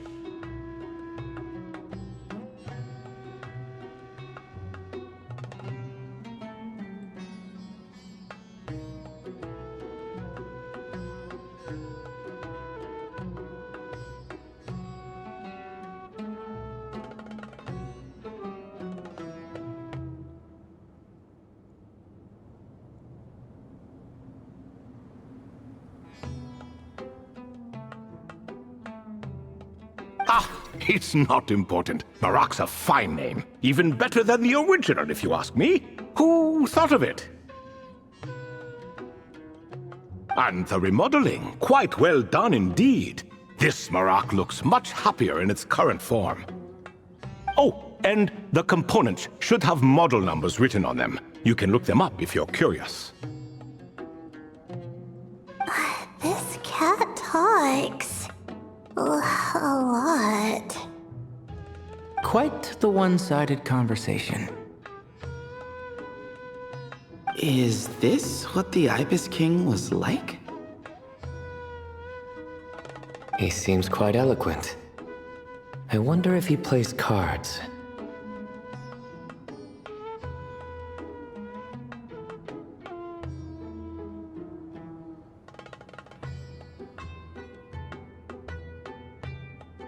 Ha! I knew Marak was a great name. Go me!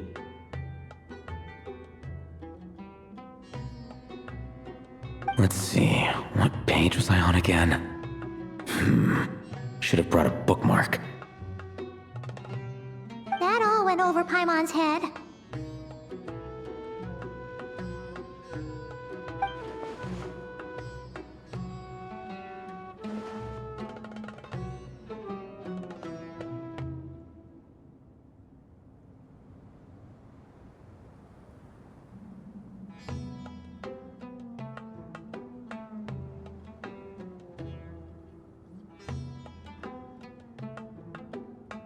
Hello indeed. For you to know my name. Yes, I was not mistaken. You are special among your companions. But you are all guests. It is only proper to invite you in.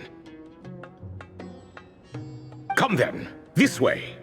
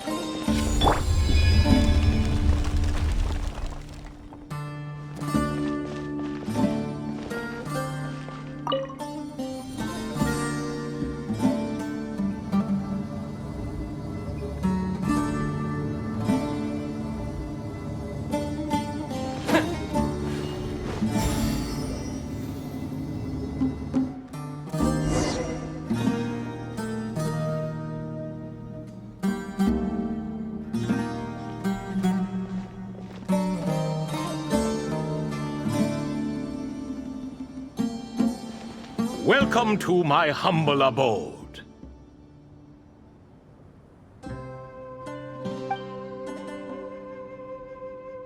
Oh, your house sure is spacious, Lord Ibis King.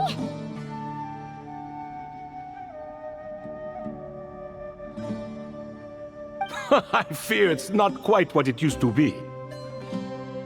In fact, it has long ceased to be my home at all. It belongs to the descendants of the cats I once raised. Such adorable creatures, aren't they? Take the one I'm borrowing here, for instance. A chubby fellow with such lovely fur.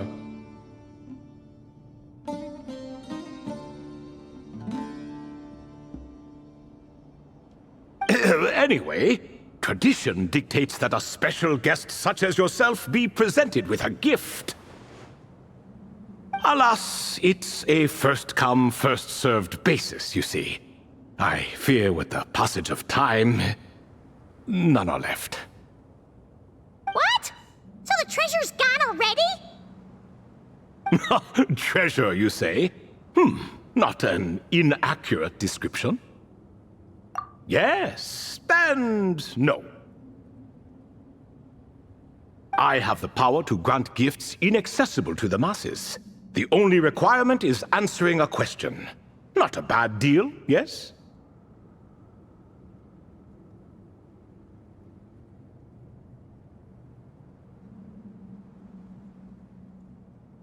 Of course, my questions were given unto me by King Deshret, who in turn received them from the Mistress of Flowers. There are 3 and no more.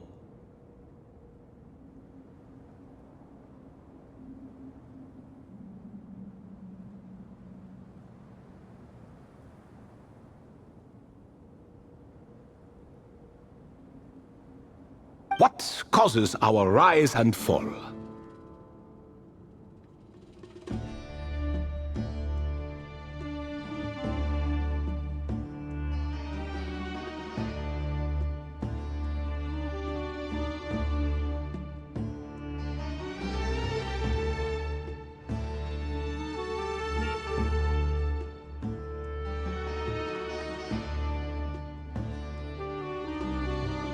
What obliterates love and hate? What determines truth and falsehood? The more he talks, the less Paimon understands. I see. That must mean Gudars and Makaira managed to answer 2 of the 3.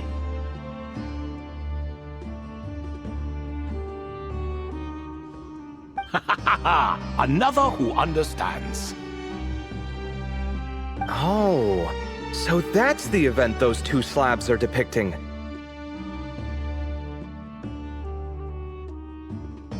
Ah, priests and their records. A singular obsession, and quite boring, too.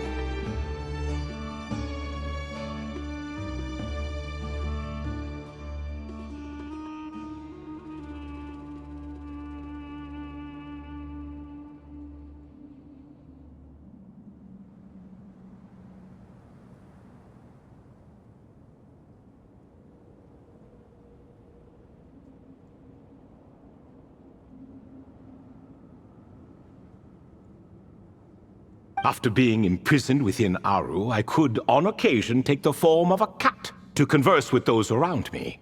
But I despised speaking to them.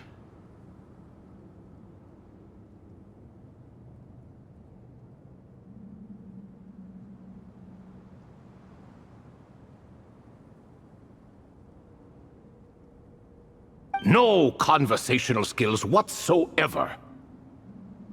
Now, humans like you who stumble in here from time to time, you are much more interesting.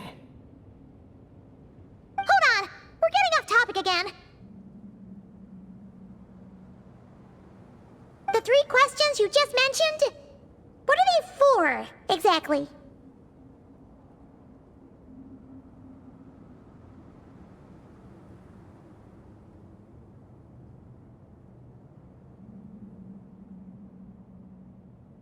Ah, that is a story that begins with King Deshret.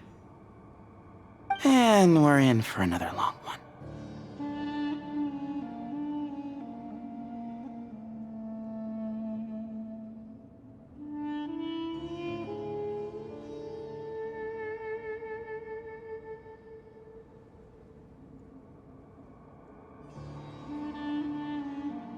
Nostalgia for the past is common to us all, is it not?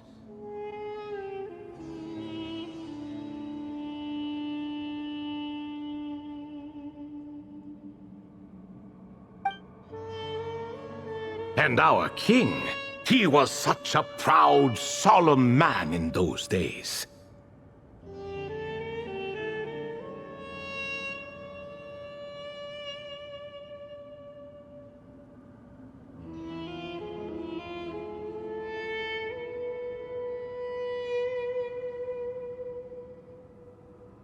He watched us speak of the present and the future, of the wisdom we possessed or were about to obtain.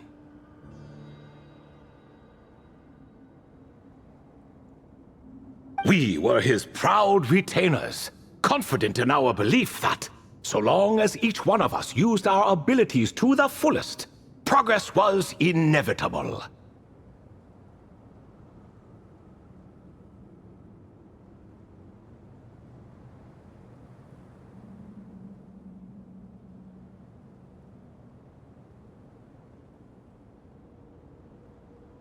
Yet, King Deshret's ambition was not destined to be allowed in a closed-off world such as this, so nothing went as planned.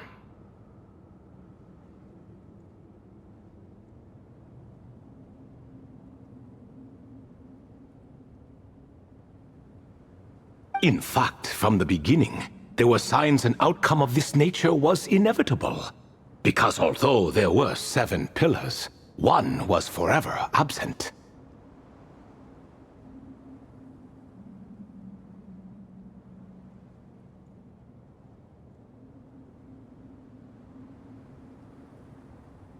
Al-Ahmar would insist the Dendro Dragon Sovereign was one of us, but the dragon herself rejected that idea.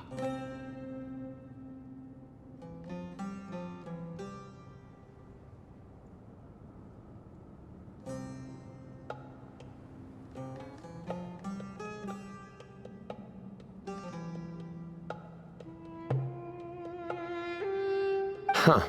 Like a card you can never seem to draw from your deck. More like a card that was never in the deck to begin with. Alas, that's just who Al-Ahmar was. There was nothing we could do about that.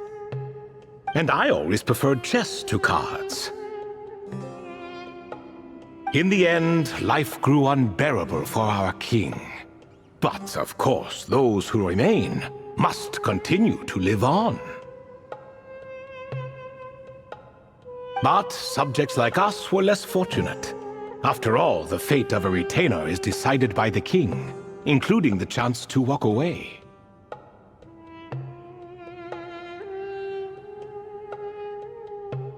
So it was then that King Deshret had Kroko, Goti, and I locked up within Aru, where we remain to this day. Kroko. Goti?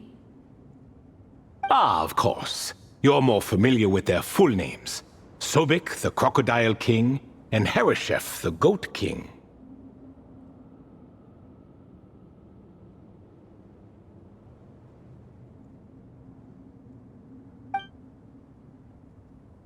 And let me tell you, when it comes to chess, Hereshef was a habitual backseat strategist, always spewing nonsense from the sidelines.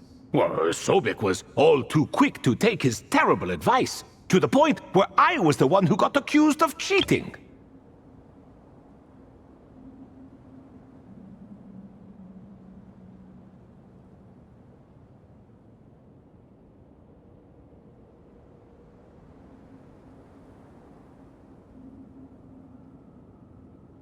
Chess is an exercise in patience. And that man couldn't sit still to save his life. He could never excel at that game. In fact, neither of them were good at chess. Even so, we played together often. And since I was always the winner, we got along quite well.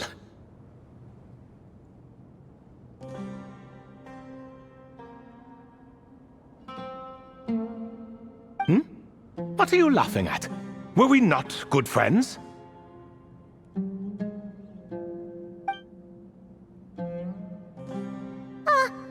No one's laughing. Paimon would never.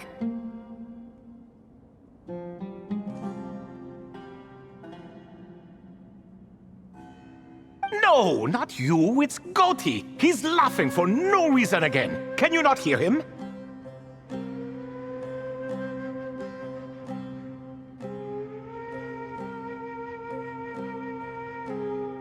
Ah, right. Of course you can't.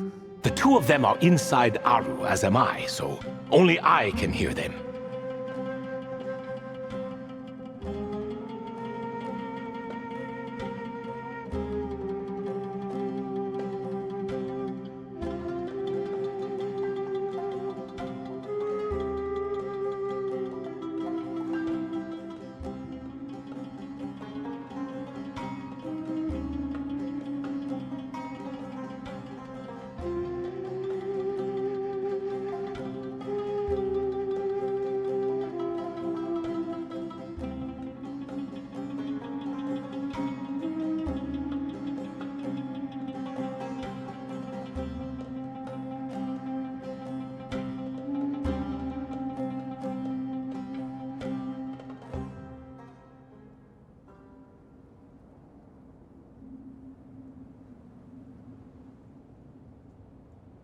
What is even going on here?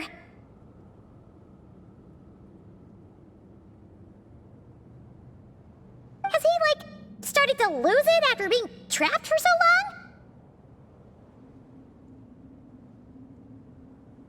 That does happen to prisoners serving life sentences.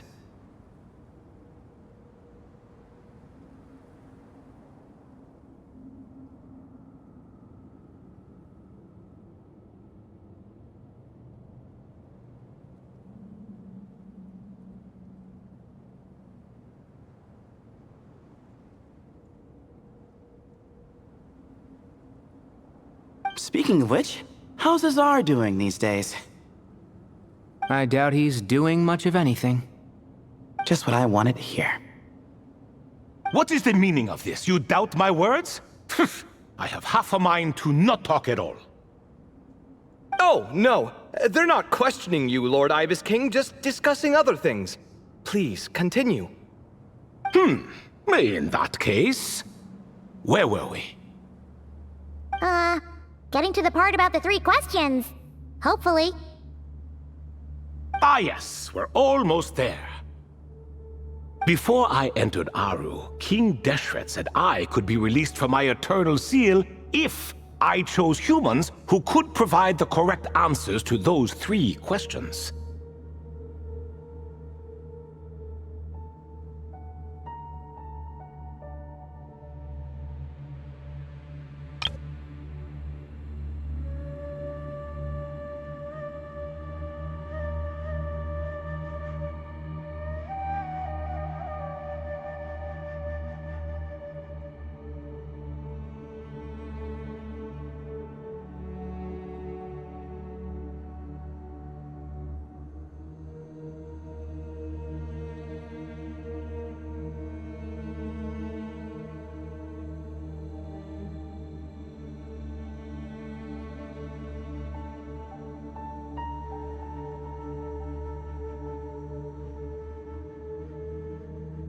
The first person who caught my eye was Gudar's.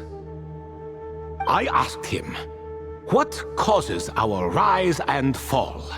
He answered, "Conspiracy and betrayal, for it renders the righteous and wise unable to succeed, and thus nations fall."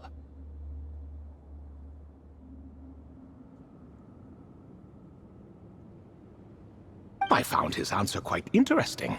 So I bestowed upon him the power to deceive.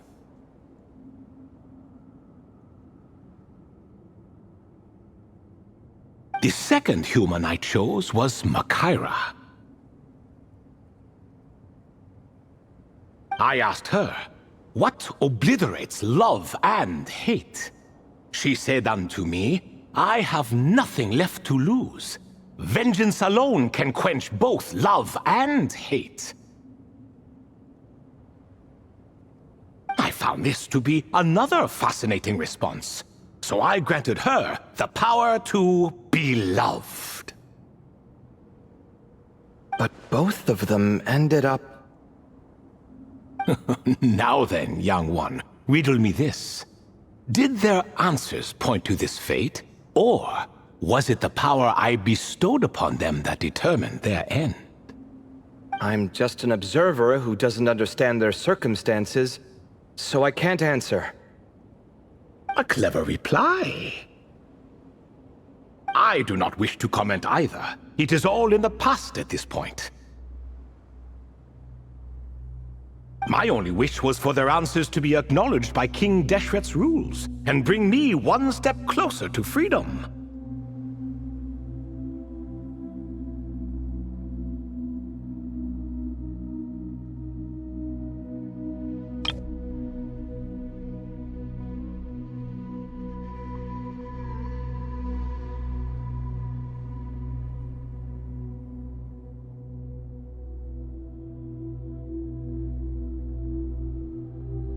As for the final person, her fate remains to be seen, so I will not reveal her name.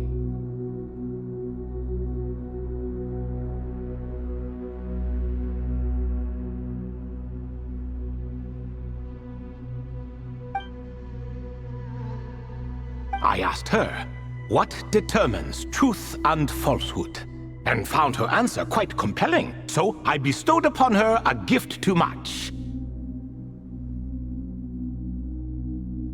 As you can see, however, I have not been freed, so it's clear the answer she gave at that time was wrong. But alas, 3 people were chosen and 3 questions were asked, so now all I can do is wait.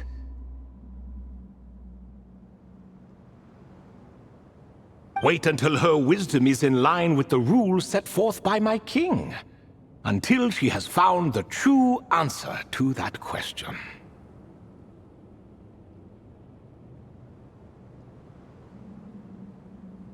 No wonder there was no third stone slab then.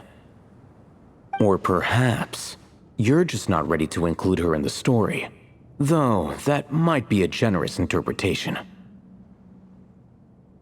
Well, it's not merely because her story remains unfinished. As the remaining priests of this place left, or passed on, there were none left to record the events that followed. Besides, stone slabs are few and far between in the Great Red Sands. In the sprawling desert, very few things or people even manage to leave a trace.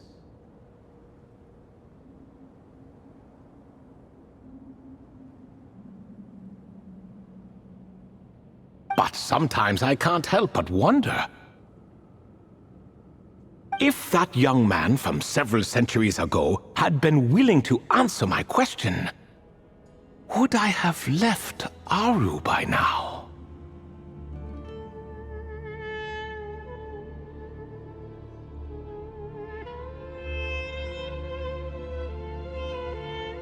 Wait, so there was someone else? Of course, it has been thousands of years after all. All sorts of people have stumbled upon this place, but I only chose the special ones. That young man had such a singular intelligence, though his companion, by contrast, was rather average. The author of those notes we found? The student named Zondik? Ah, yes, I think that was his name. In truth, I was unsure whether I should grant him my third remaining gift.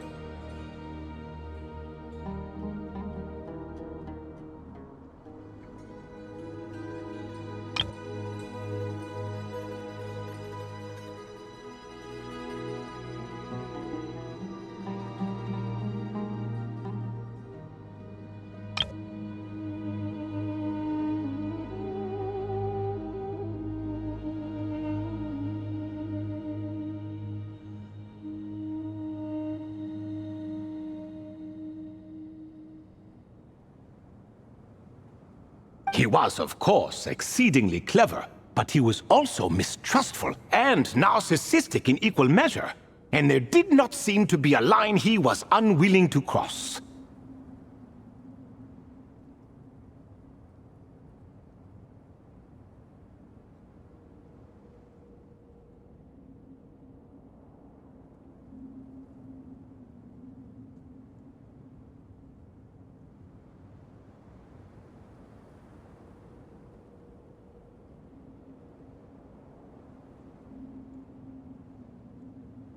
Too much power could be dangerous in the hands of someone like him, so I found myself rather relieved when he declined my gift.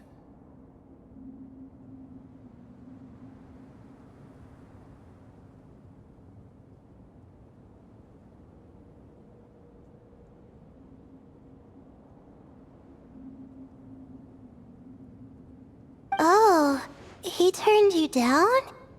Did he give a reason? Yes. He said he didn't need it.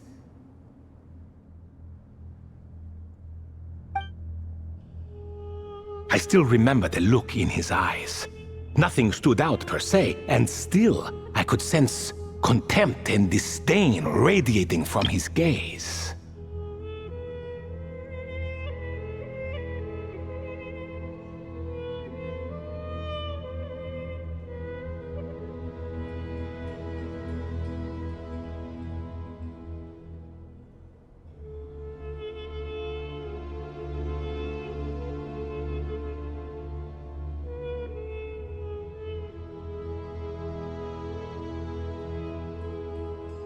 I could not give an exact reason, but on instinct I just knew. It would not end well to get close to a man like that.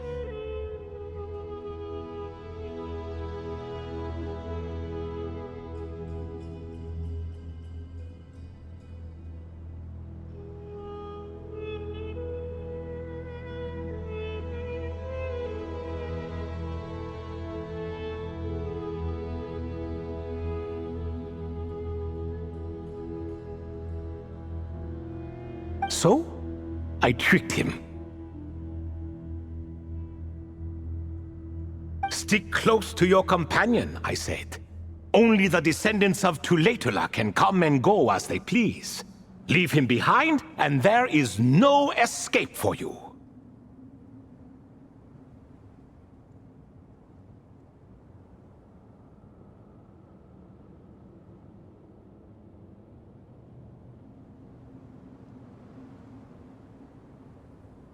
So, does that mean his companion wasn't a descendant of Tulatula?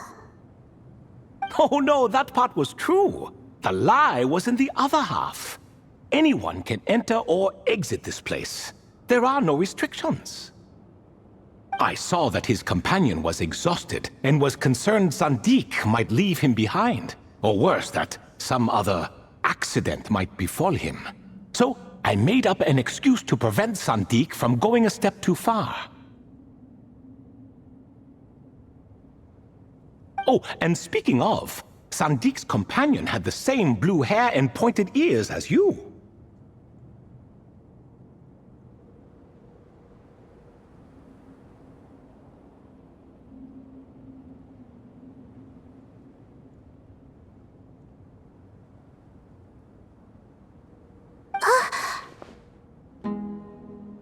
Wait, does that mean Layla's also a descendant of Tulatula?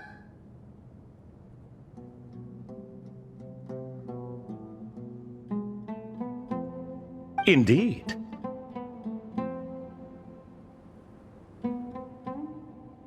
When Hermanubis founded that city, he took in many who had nowhere else to go. Today, their progeny are scattered to the four winds, and indeed are far more numerous than I could have imagined.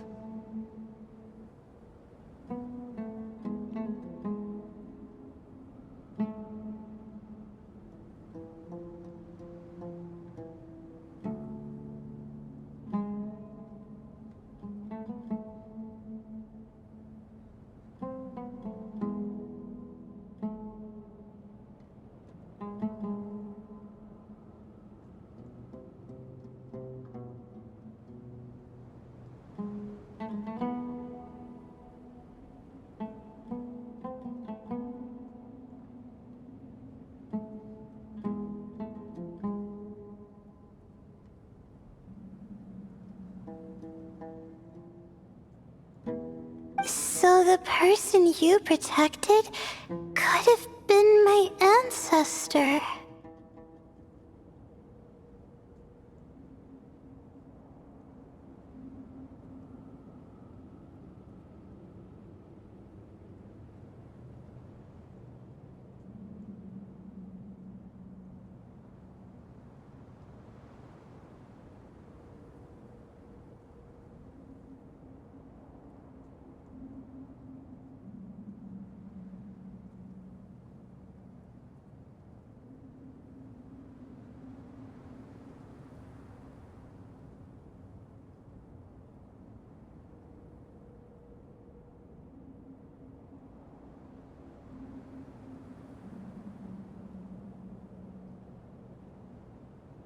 Yes, yes. You're very welcome for that. Could I ask another question, Lord Ibis King?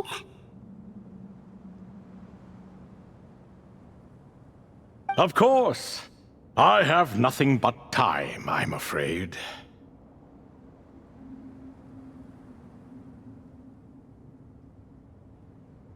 Did you also save me and a man named Jur? I did. You two were quite unlucky bumping into a device King Deshret once used to measure human brain power. That contact caused more knowledge than you could handle to flood into your minds.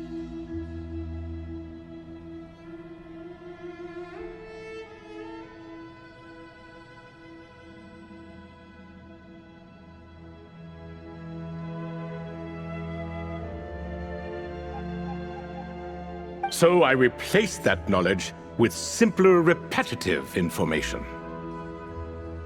Of course, the side effect being the same thought repeating over and over again in your mind, but that should resolve itself in time. How many moons are there in the sky? Yes, that was the phrase I used in your head. I forgot the other one, though. I believe it had something to do with food. Both were spur-of-the-moment decisions, so no need to dwell on the meaning too much. Oh, I see. Thank you, Lord Ibis King. As I said, young one, you are most welcome. If you're inclined to return the favor, perhaps you could turn off that device so no one else can trigger it? There's only so much a cat's paw can do, so I'm afraid this is something I must leave to you. Or Marak, I suppose. Oh, splendid! Another one bites the dust. Such is the fate of things here. Day by day, little by little, the remnants of ages past fade into obscurity. For that reason, the gifts of bygone eras, be they tied to your blood or technological in nature, are not to be revered. They are tools, nothing more. Disrespectful? I simply make the most of what I have. Besides, our king has been gone all these years. What good does it do to revere him now?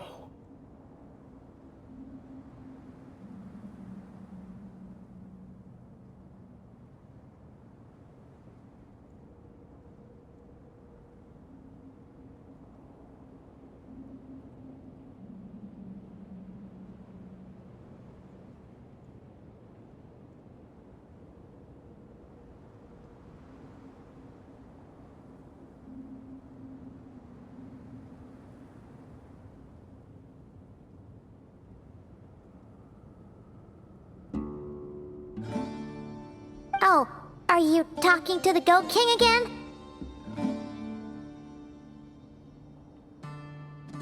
No, Croco this time. He's pestering me for another game of chess. Says he wants to even the score. Wishful thinking, if you ask me. If we counted one push-up for every loss, he'd owe me 300,000 by now. Of course, that's just a rough estimate. I've never kept count. It appears that's something you like. Being someone unable to be defeated. I suppose so.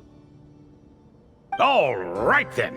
Time for me to extend my winning streak, and for you all to head home.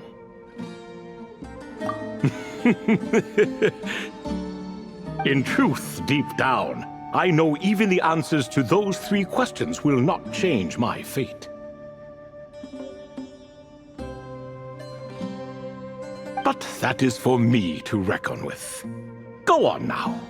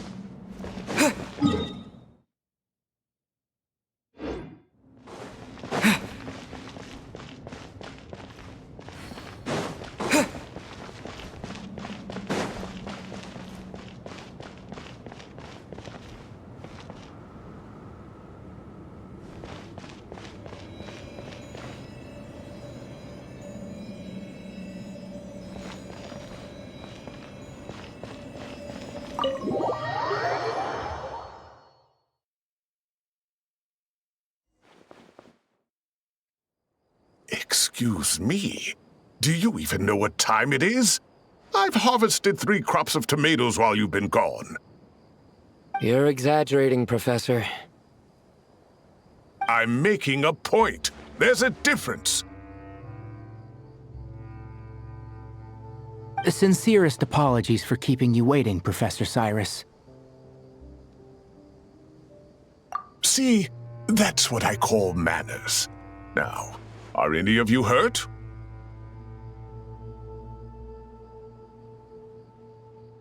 Nope. It went way smoother than we expected, actually.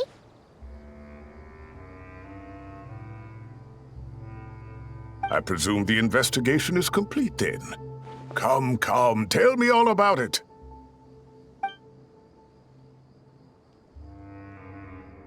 Oh my, did you luck out?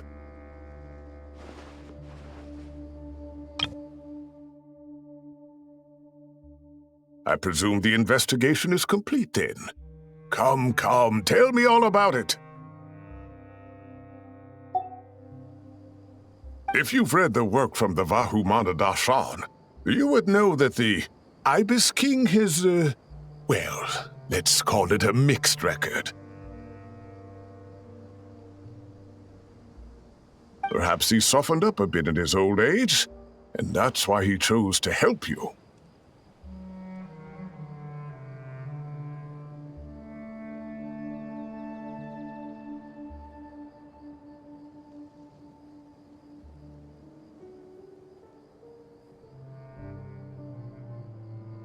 Or perhaps he just didn't have a good enough reason not to help us.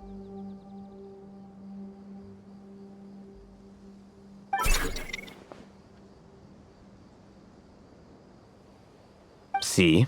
Marak agrees. How do you even know that's what Marak meant? That could have just been a happy noise.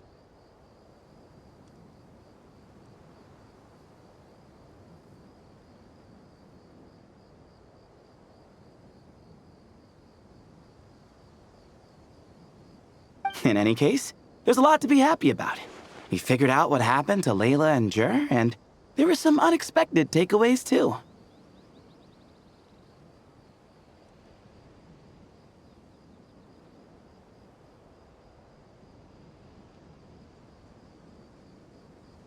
Yeah, I never expected to learn about my ancestry. I've always thought of myself as just an ordinary student. I never would have even considered something like that could be true. Come to think of it, our ancestors might even have been friends at some point. Huh? You're right.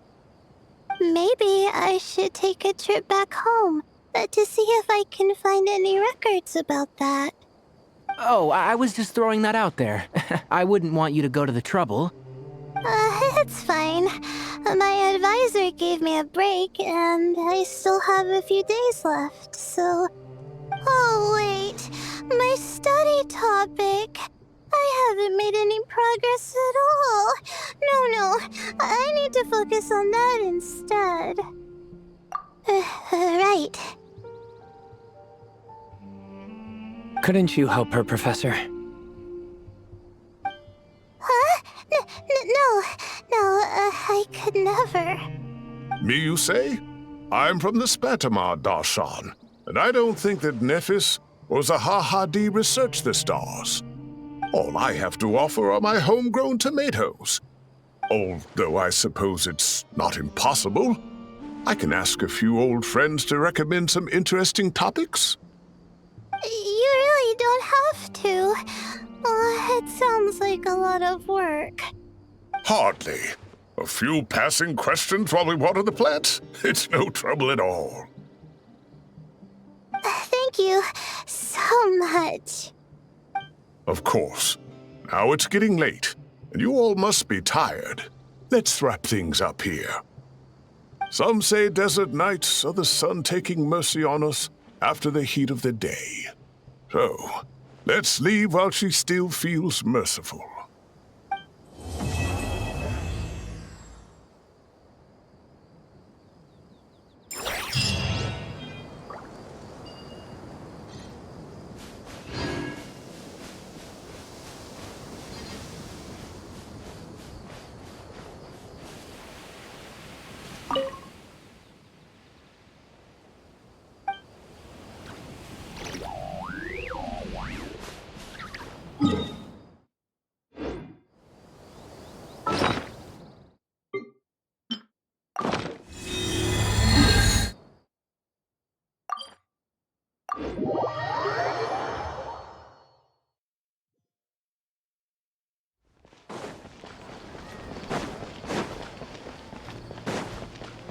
Ad Astra Ab.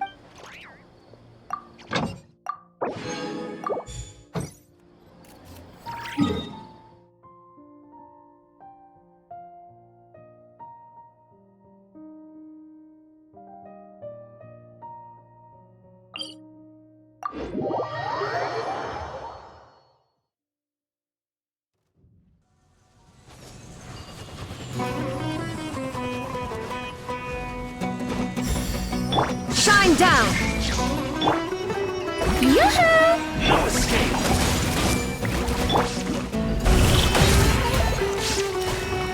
Prepare yourself!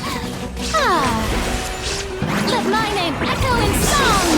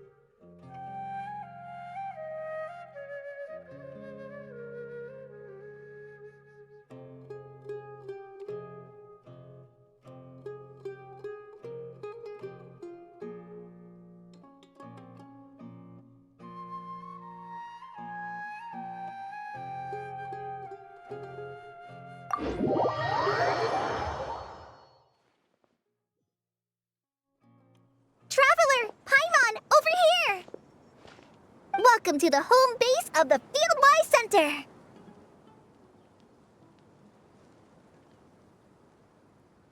As you can see, the core projects are already up and running, so we can get to work at any time.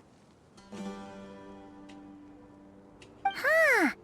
This feels like one of those places light novels talk about. You know, the adventuring hubs where rookies gather to take quests and stuff. Oh, and almost like a school festival at the same time, with everyone getting together to learn and then forming teams to hone their skills. It's so exciting!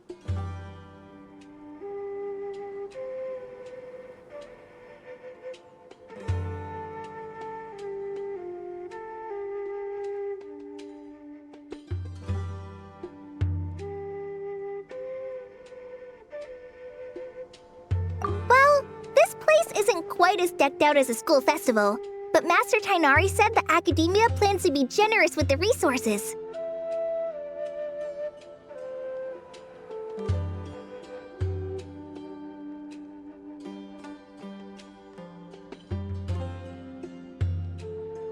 Anyway, before students and researchers head out on dangerous field missions, they can come here for advice and emergency training.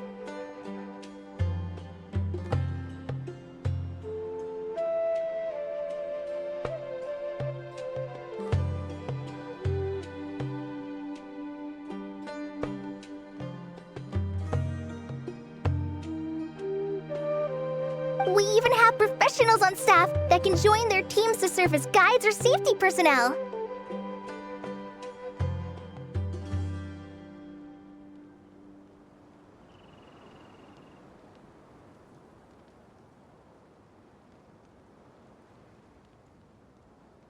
Yeah, you can think of it like a forward operating base, equal parts theoretical training and field practice.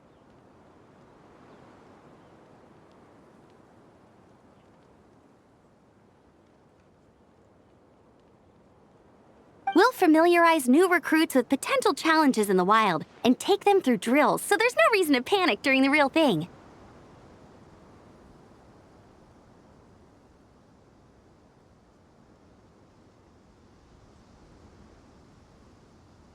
Amber, you're here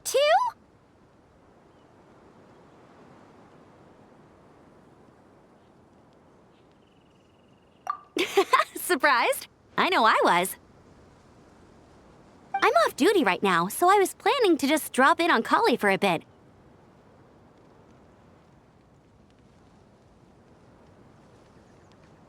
But I didn't realize how busy she'd be. I'm not the type of person to sit around and watch, so I decided to be her assistant.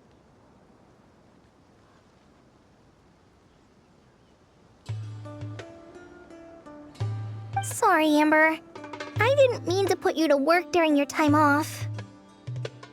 Don't worry about it. A little relaxation balanced out with some fulfilling work is a great vacation in my book. Plus, I've learned a whole bunch of stuff too.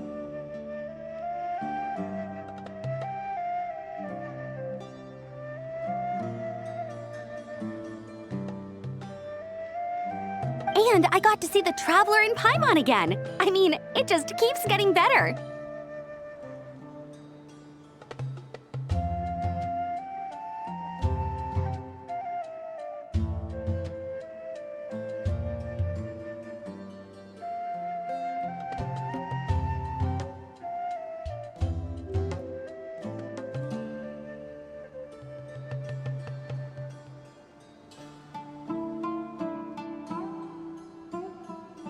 We should have a giant feast once we're done here. How does that sound?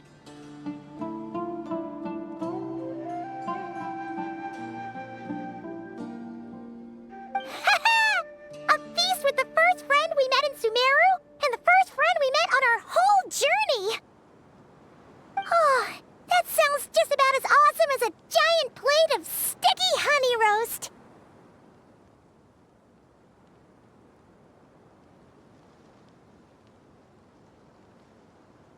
All right, down to business then.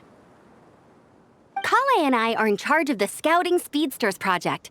The focus is using devices and machines to pass through hazardous areas, survey terrain, and get details on potential threats. Plus, a mortar research indicates that, during dangerous situations, having the support of an adorable companion can help set adventurers' minds at ease and prevent excess nerves.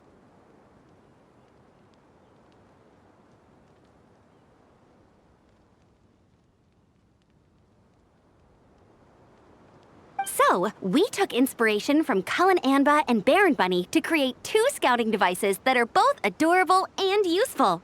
Cullen Anbot and Bar Drone Bunny. So far, feedback has been pretty positive.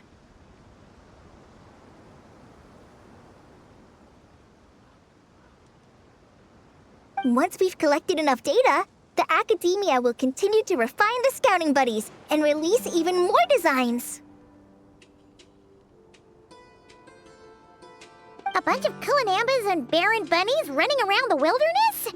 What is that gonna look like?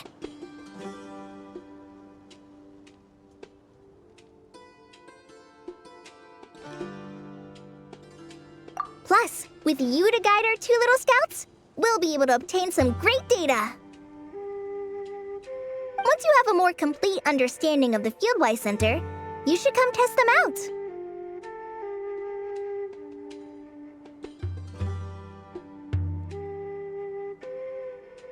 Now come with me. I'll introduce you to the other consultants.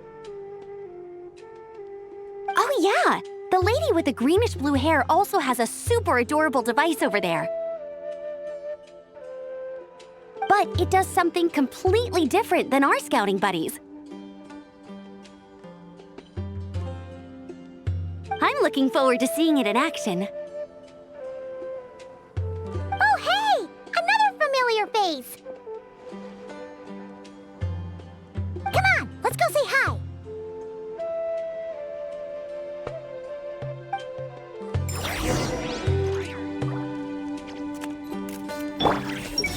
Gotta keep it up. Let's do this.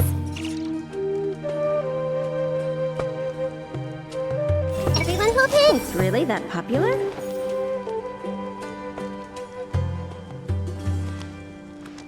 Gotta keep it up.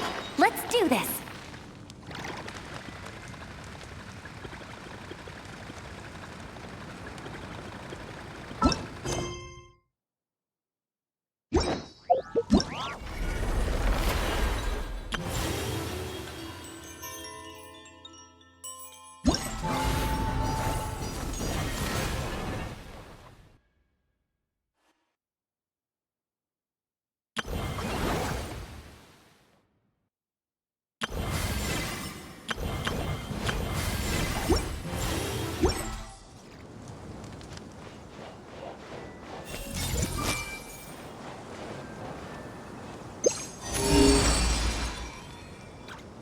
It's really that popular?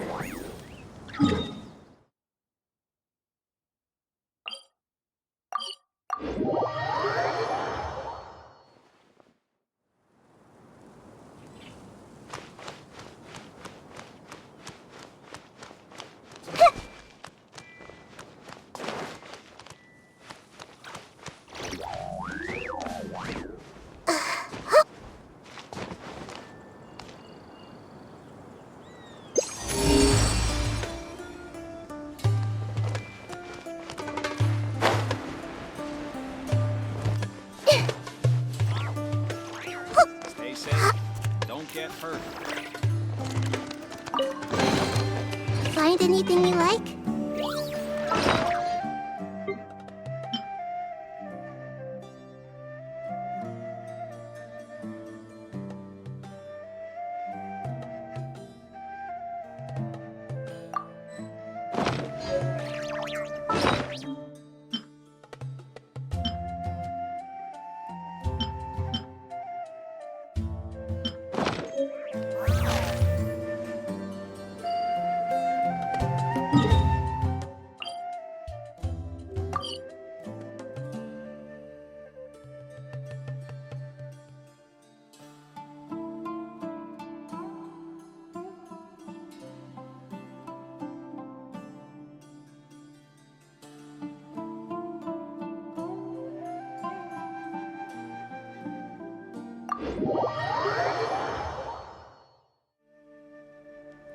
Hey, it's really that popular?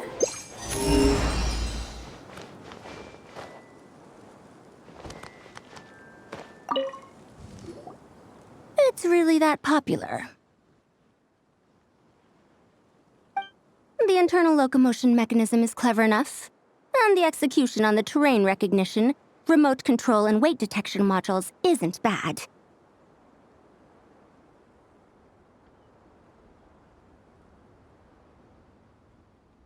But the appearance...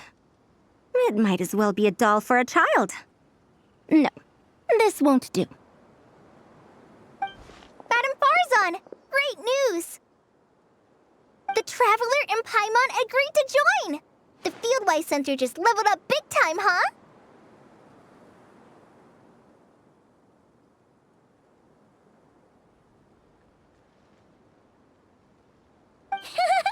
Hello, Madam Farzan! We're here to help! Well, look who the cat dragged in.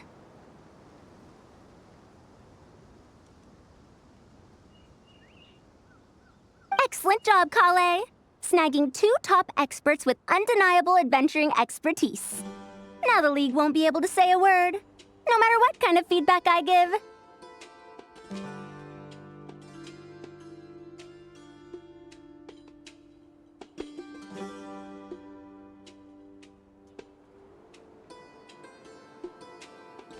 Now tell me, what do you think of this puzzle, pal?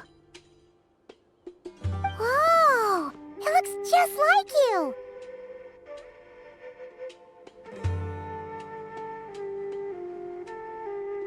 It's a collaboration between my juniors in the Haravatat Darshan, the Puzzlers League, and the Synopsium on Ruin Mechanisms.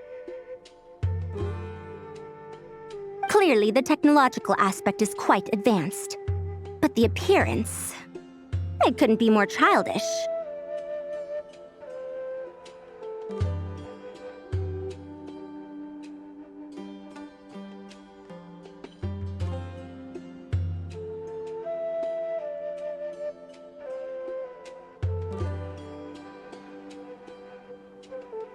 You should have seen Anise, defending this design choice with more passion than her thesis.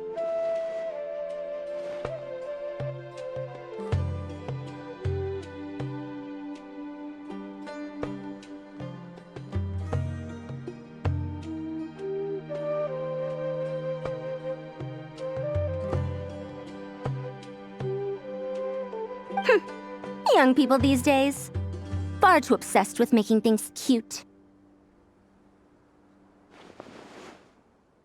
Huh! Paimon kinda likes it!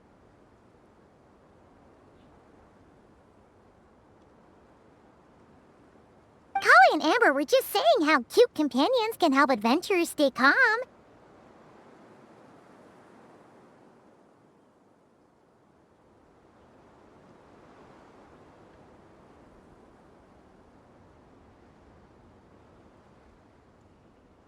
With a doll that looks like you by her side, Paimon thinks she could go adventuring in a super dark ruin and not even get scared.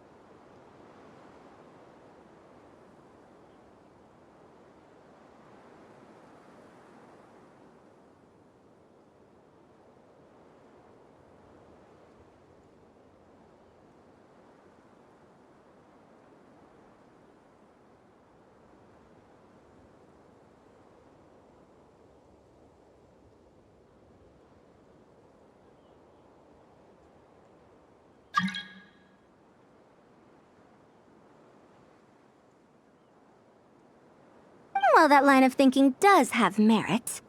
And I suppose choosing this particular appearance is a sign of their respect. For me.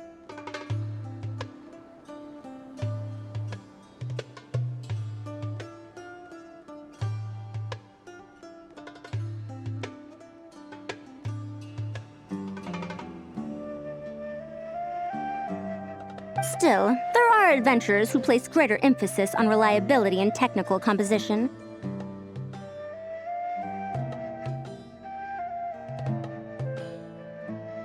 People like that don't just want their devices to be able to survive an avalanche, but to look the part. and for their appearance to reflect the high-tech composition.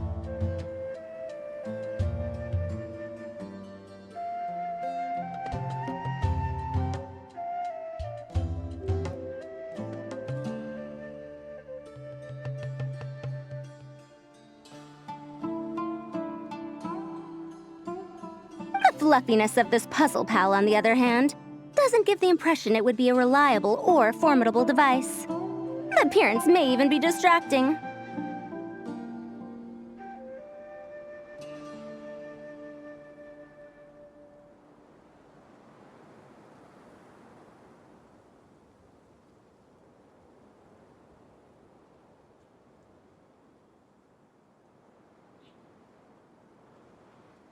Now picture this.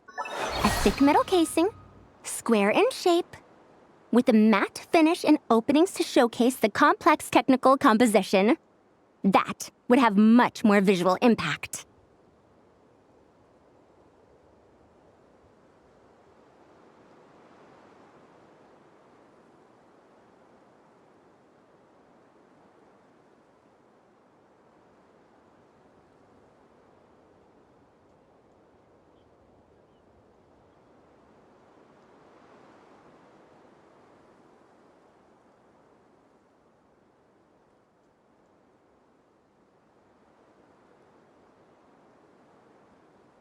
I'm the perfect example of this.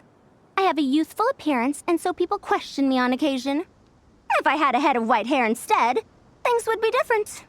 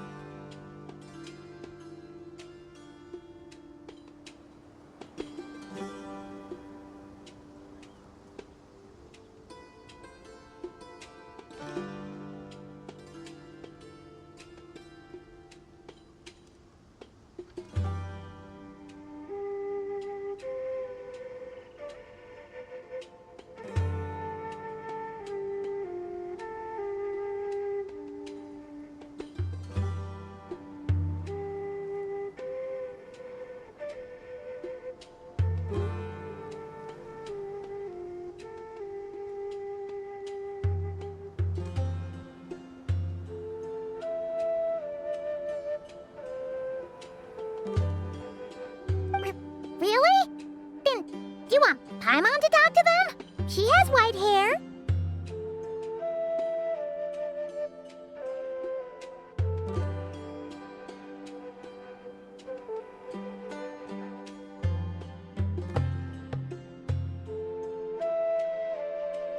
What? No! That's not the same thing. I didn't realize you had such strict views about this, Madame Farzan.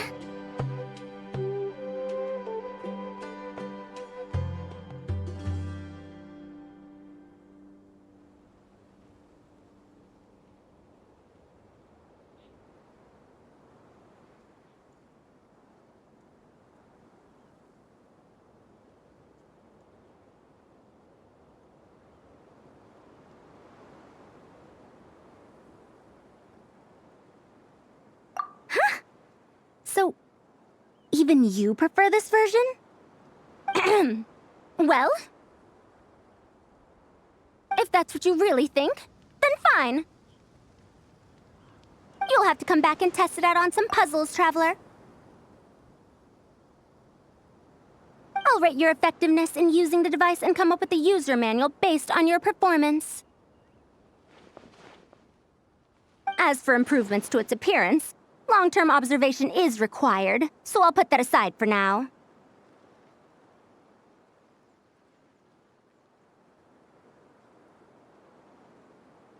I've already selected a few of the most suitable domains, so we can begin the puzzle-solving process at any time.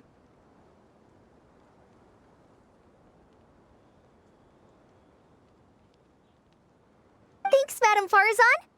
I'm just gonna take the Traveler and Paimon to see the final project. But it shouldn't take long.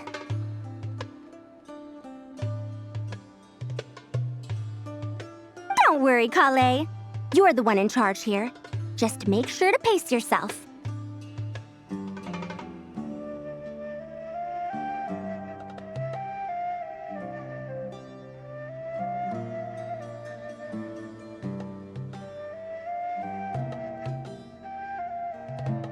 Once things calm down, come over to see me and we'll have a nice chat. I'll even treat you to some snacks from back in my day. Snacks! Paimon's in! Paimon's in! Thank you, Madam Farzan. I'll bring a few boxes of floral tea as well. Go on now. Do me proud.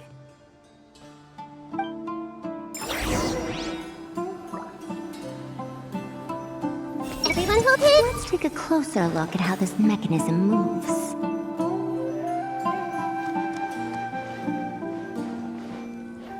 I see. Gotta keep it up. Let's do this.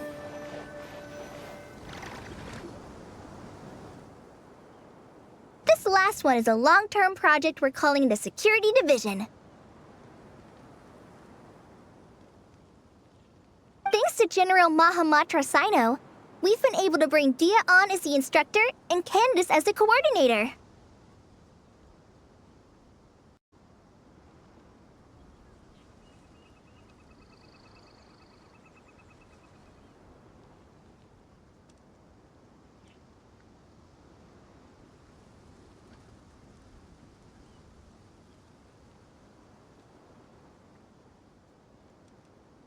They're putting together a combat test right now, but they should be back soon.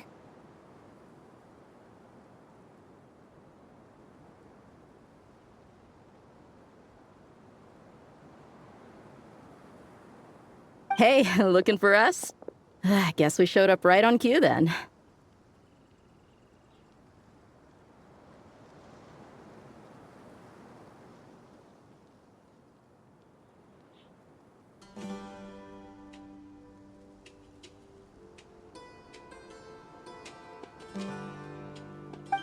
Wait, the Traveler and Paimon are joining as well? That makes things a whole lot easier. Sorry for keeping you waiting, everyone. But we managed to bring back some good intel. Intel? Huh. This is starting to sound intense.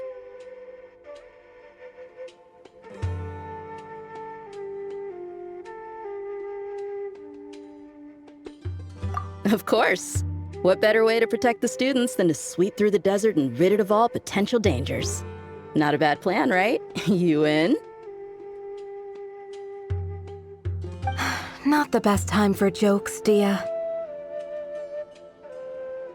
Besides, when it comes to striking down danger, the Traveler is a man on a mission. He might take you up on that offer.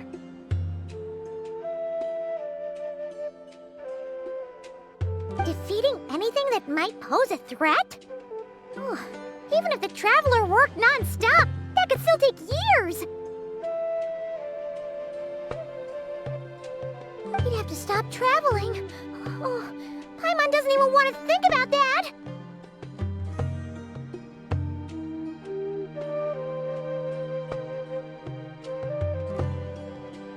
Time would be the least of our problems. Some dangers aren't visible to the naked eye, like the scorpions burrowed underground or the terrifying raptors sleeping in the trees.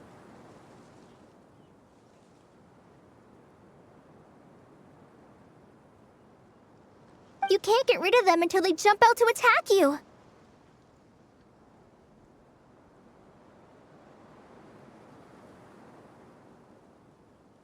For situations like these, we'd have to combine Madame Farazan's recommendations with Amber's approach to scouting, calculating our chances of encountering enemies and our expected operation times.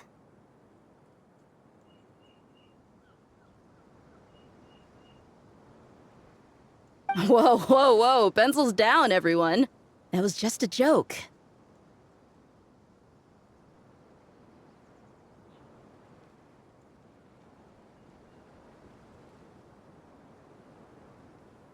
The Security Division's goal is a lot simpler, actually.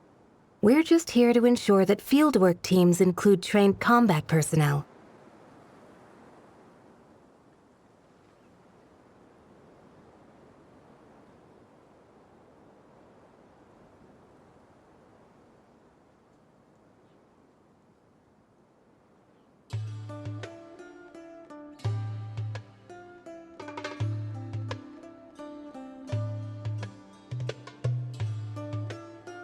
Some of this work has been entrusted to the Blazing Beasts and other mercenaries, but members of investigation teams who pass the combat test can also qualify.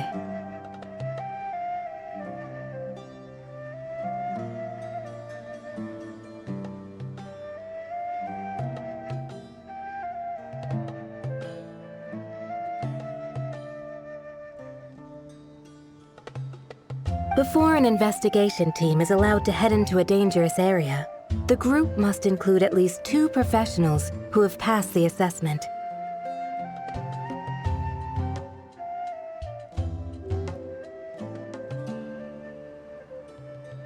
And Dia and I were just out collecting intel on the best place to hold the test.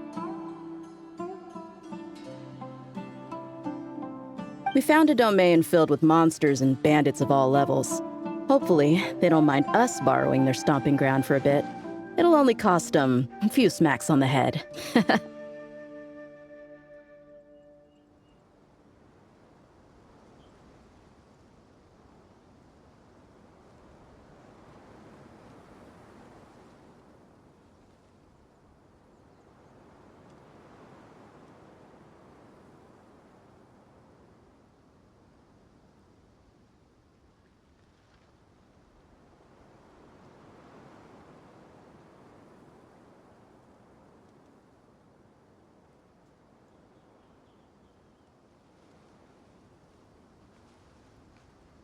Oh, so we just need to supervise, right?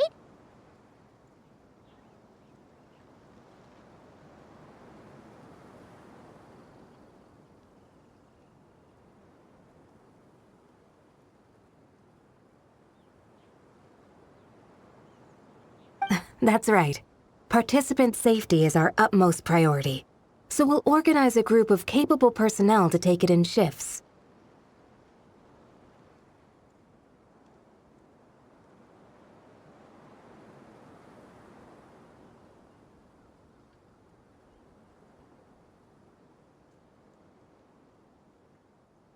We still need to figure out our testing metrics, though.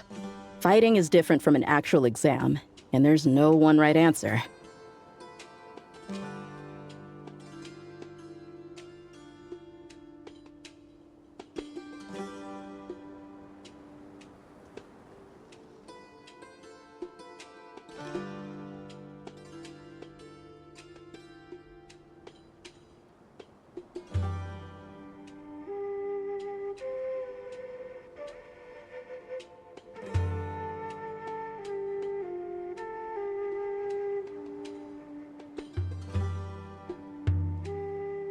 Mercenaries like me, we all have our own style. That's not a problem in actual combat, but when it comes to teaching, we tend to stick too much to what we're used to.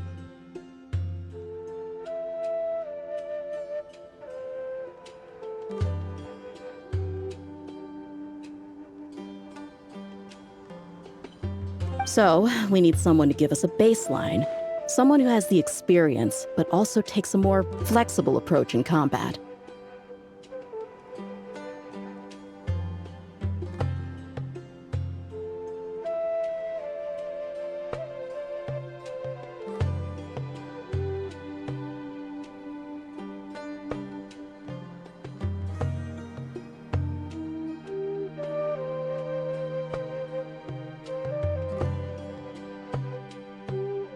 Yeah, based on what you just described, the Traveler seems like the perfect person for the job.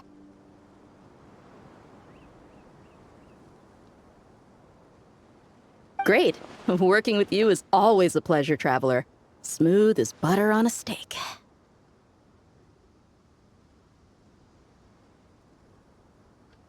Don't forget about compensation for the Traveler in Paimon, Dia.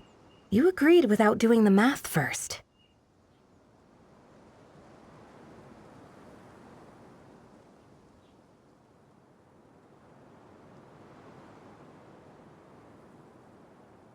Ah, it's fine. We'll just split the funds Kale wrangled for us, 20-80. 10 for me, 10 for you, 80 for the two of them. Wait, we're getting 80%?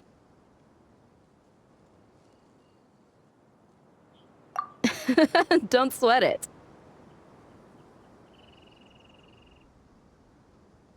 We're just in charge of the long-term operations. You're the one setting the metrics for the whole thing. So I think we got the better end of the deal.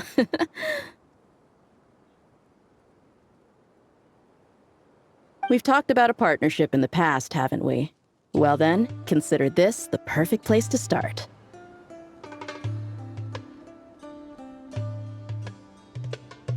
Then I'll draw up a detailed overview of the compensation so it's clear for everyone.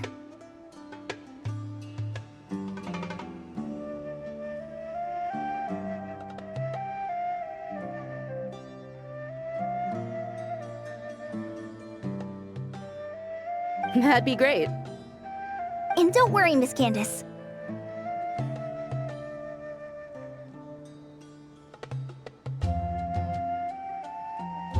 About that piece of land you're leasing to the academia, the one used for grain storage, I managed to get them to agree to a 30% increase in their rent payments.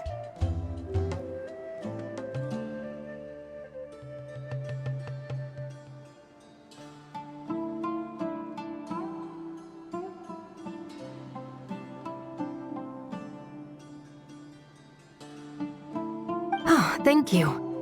Those funds will go to fixing up some of the village facilities, which should make for a more comfortable experience when investigation teams stop there in the future.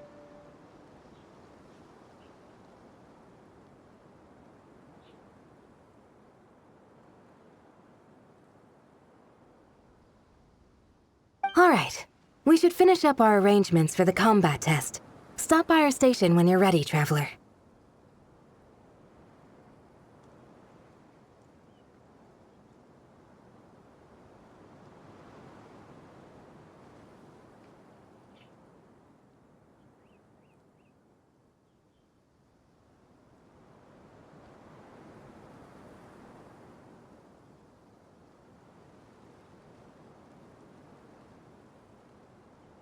See you soon. Oh, you sure are the beating heart of this operation, Kale. You brought the whole gang together.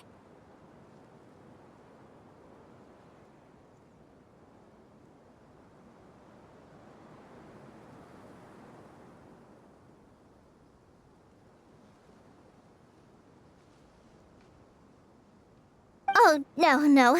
I'm just doing what I can. I still have so much to learn, so much work to coordinate. But for now, let's just give it our all. You bet! We'll make the Fieldwise Center the best it can be!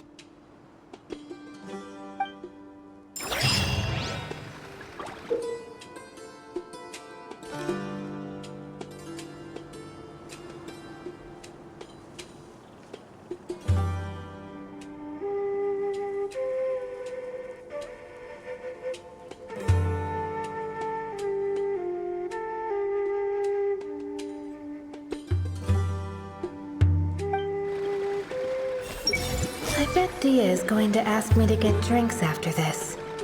I'll just propose we drink tea with dried or powdered fruit instead.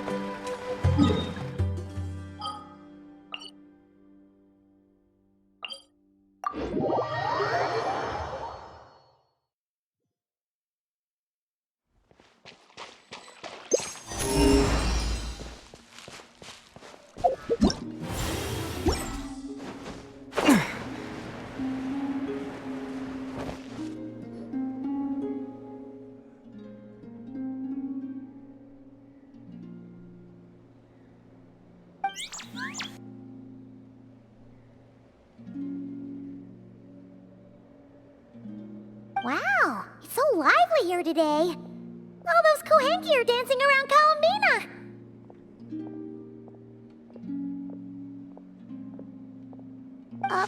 Wait a sec. That's not dancing. Looks more like they're trying to bury her alive in a pile of cuteness.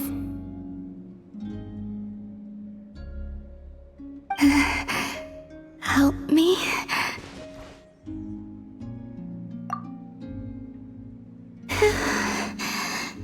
Thank you.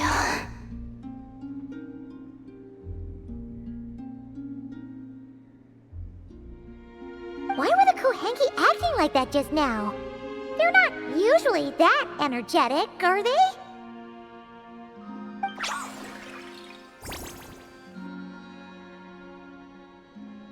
Well,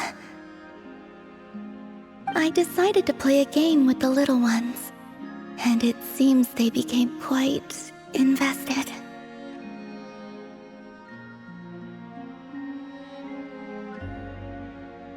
Crowding around you like that after playtime? Kinda like puppies, aren't they?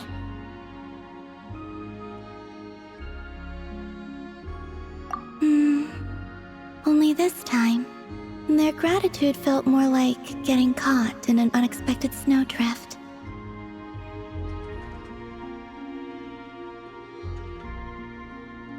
You say that, but Paimon bets you never pass up a chance to spoil them.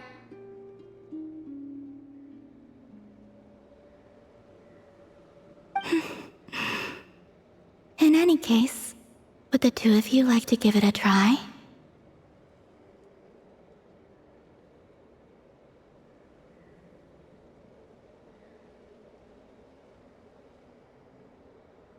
Yes. Oh, sure thing! It'll be cool to see what sort of games got the Kohenki so obsessed. Go on now.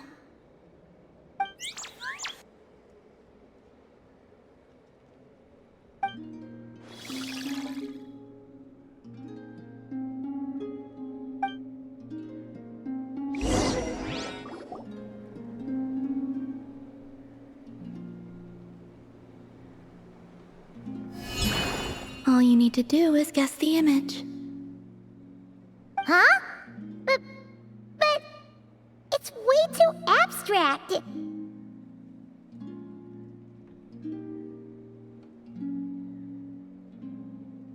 Did you actually manage to get the right answer when you played Columbina?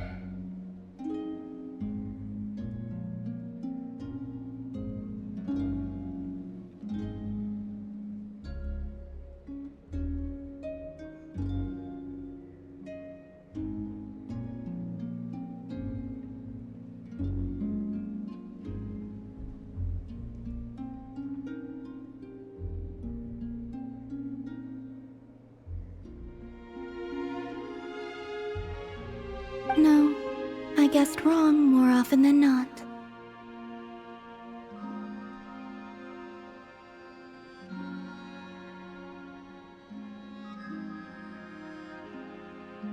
Huh.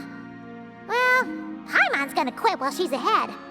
Why don't you take a guess, Traveler?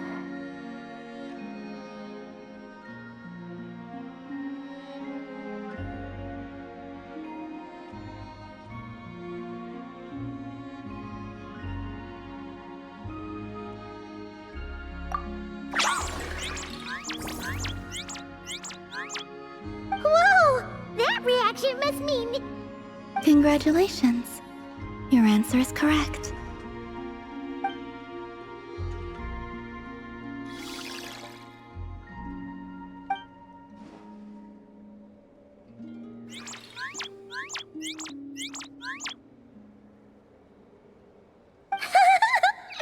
Guess this means we did good! The Kohenki have taken a liking to you. I can feel it. They are at ease in your presence. Just as rhyme-horned deer fawns are given to bathing in the moonlight, so too are the Kohenki drawn to that which radiates from your heart.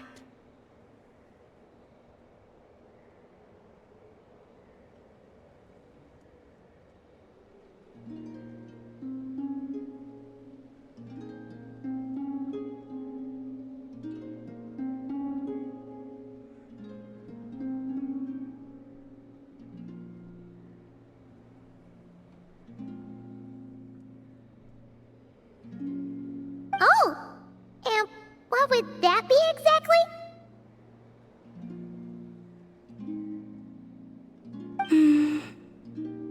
A certain kindness and gentleness, I suppose.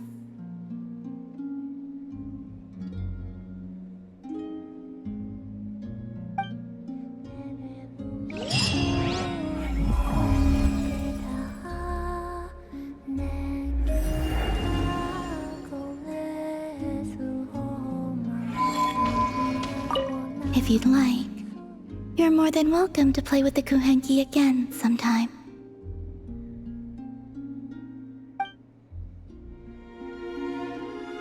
If you'd like, you're more than welcome to play with the Kuhenki again sometime.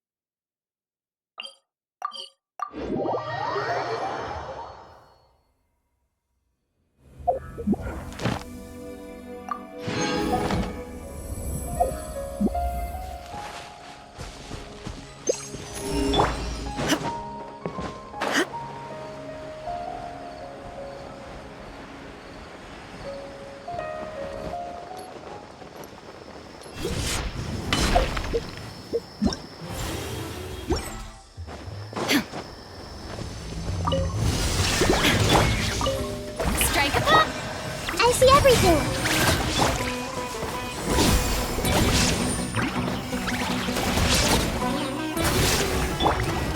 Sharing my knowledge!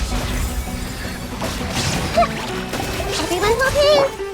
Illusion shattered!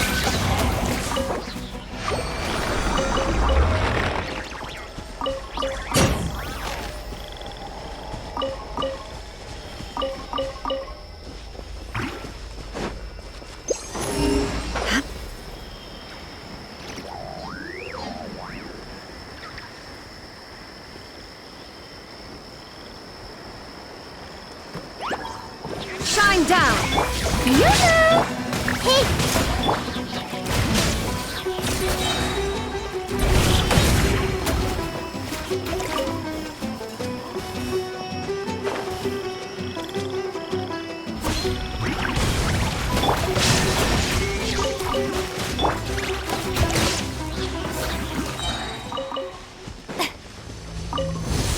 Let the world collide!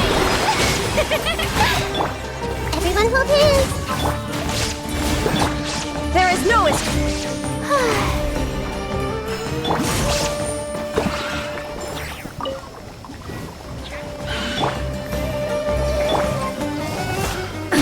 Absurd! Now you shall perish!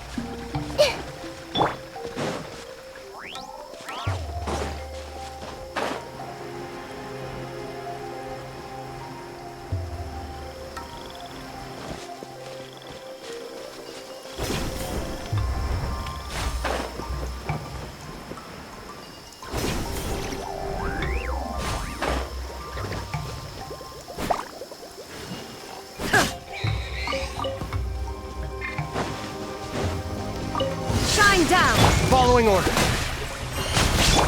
Hey! The Temple of Wisdom! I'll take following To apply. You'll want this one.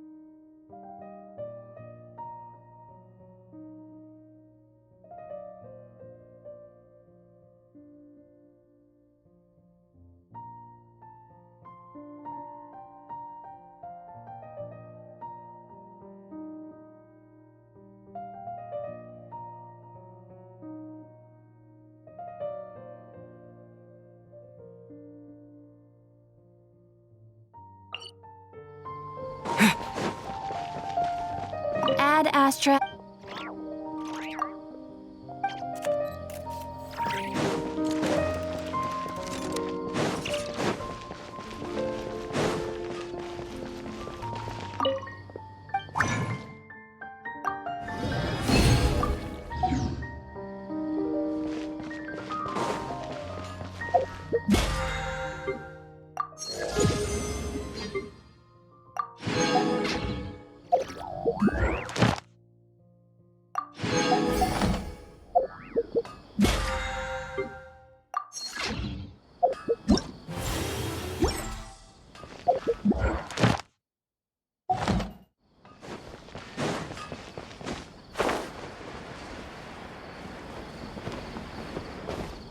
Ad Astra. Thank you for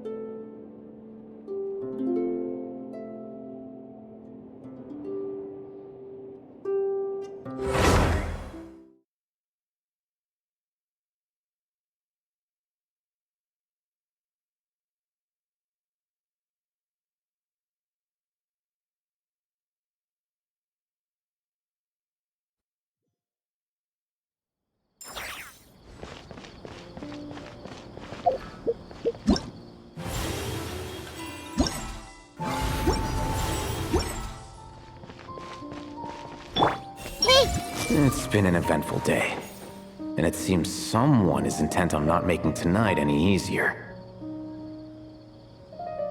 I see everything! Drunk people are so fun.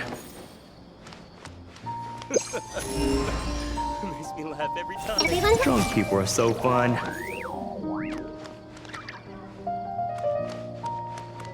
Hey! Why is it getting so hard to keep up the act? Is a worry-free life too much to ask for? It's been an eventful day, and it seems someone is intent on not making tonight any easier. Have you decided on what to eat?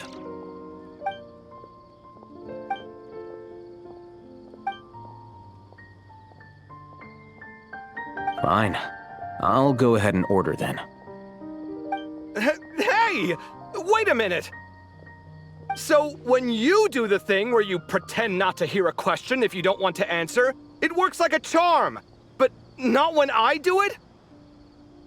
That's because you have to use it on the right person. Besides, you really think you can use my own tricks against me?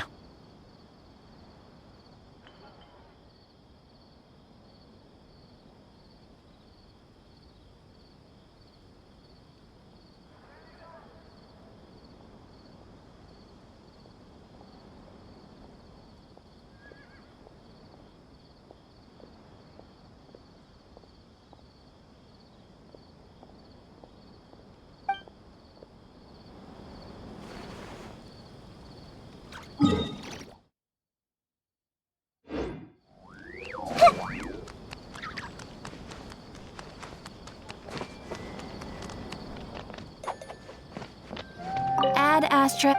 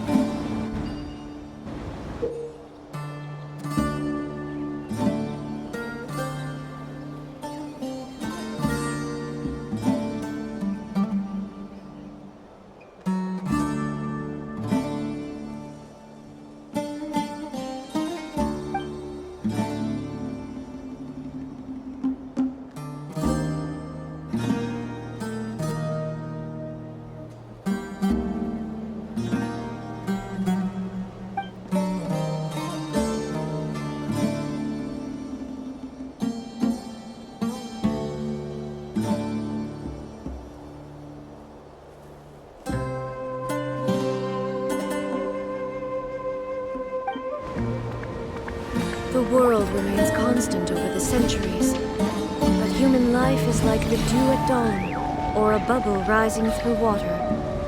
Transitory.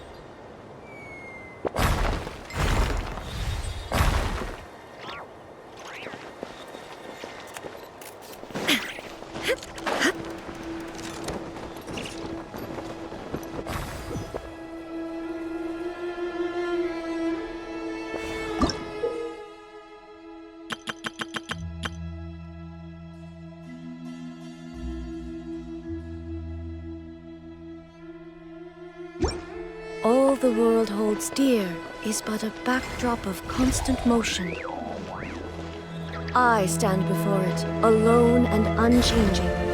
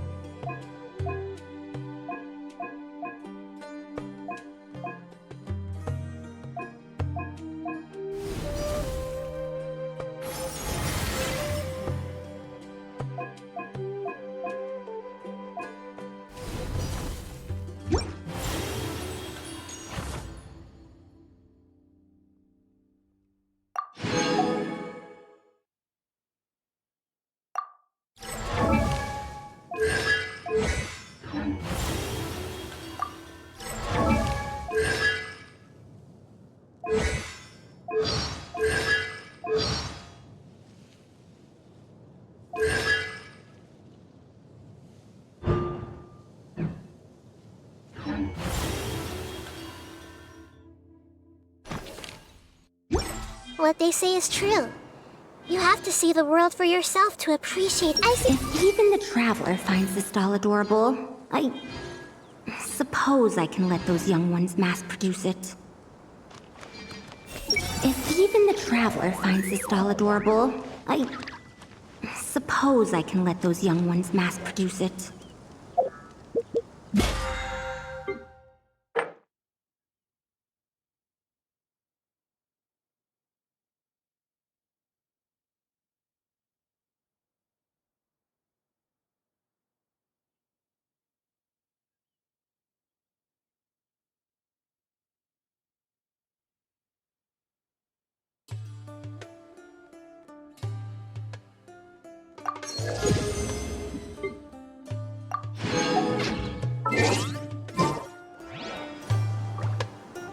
I bet Dia is going to ask me to get drinks after this.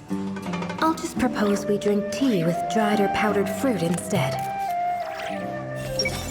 I should invite Candace out for a couple of drinks once this is all over. Is she gonna agree, though?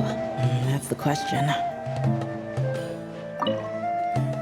Hey, ready to do some quality assurance on our test questions?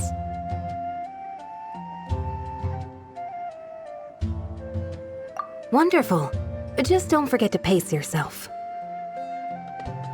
Yep, all you gotta do is defeat a certain number within the time limit. But hey, leave some for the trainees, okay?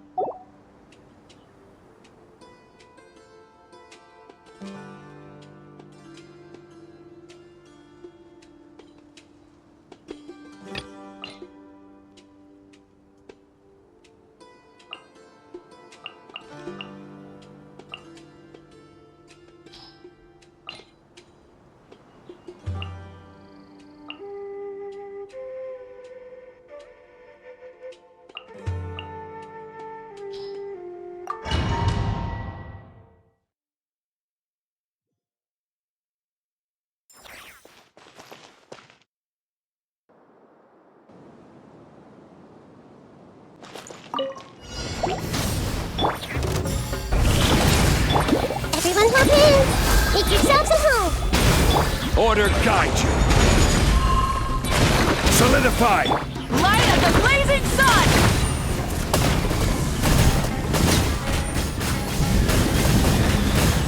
Full throttle!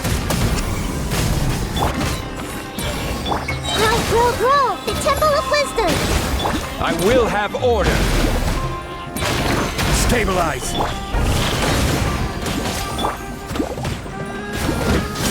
Pyroclastic surge!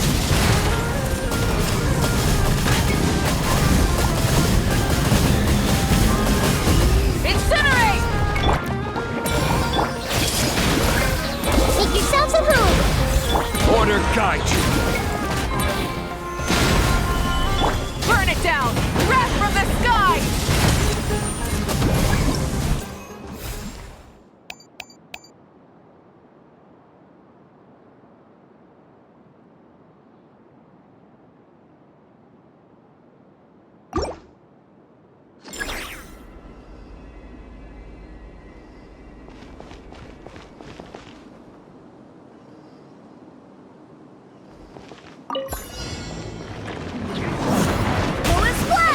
Wind, hear me. I hear everything. Rise. Opening box of Adepti-Trix. Verdict is...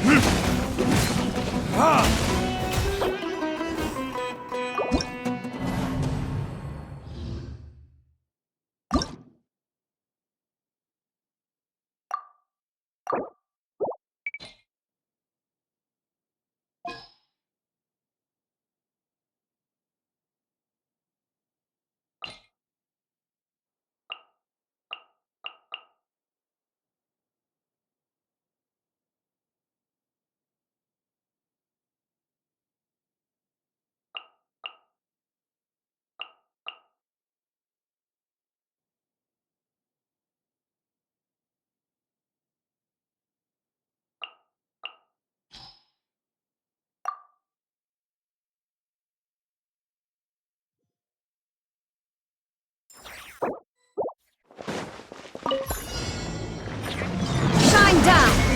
Shower me with praise! Time to shine! Wheel of life. Orders given. Orders received. Into the void! Merciless.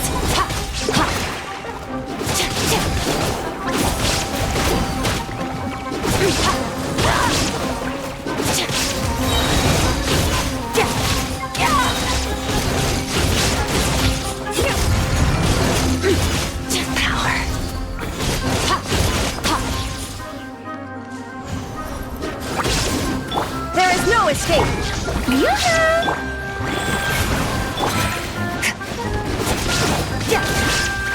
Fearless! Let my name echo in song! Inazuma shines eternal!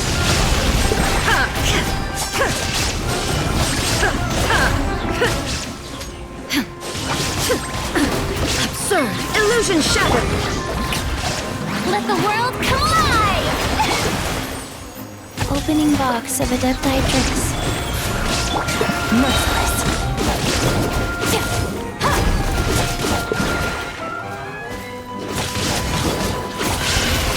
Another star goes out!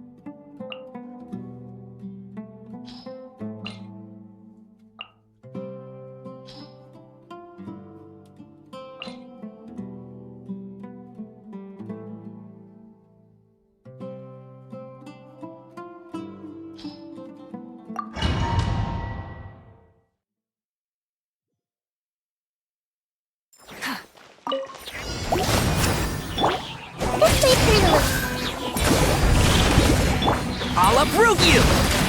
Enshroud! Light of the blazing sun!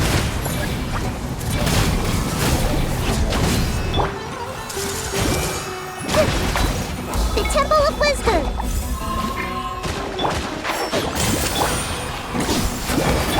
Rise with the sun! I hear everything! Try and stop me! Wrath from the sky!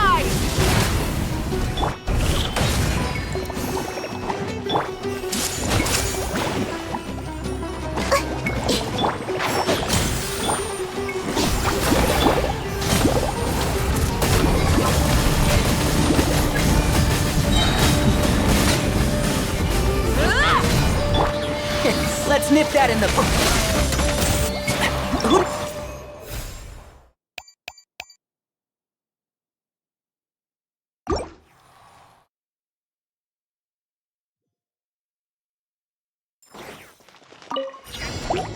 Burn it to... I see everything. Sharing my knowledge. I'll uproot you! One with the force. Light of the blazing sun!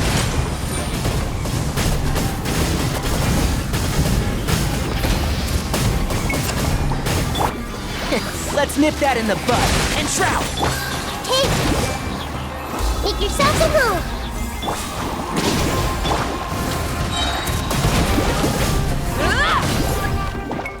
Rise with the sun! I see everything.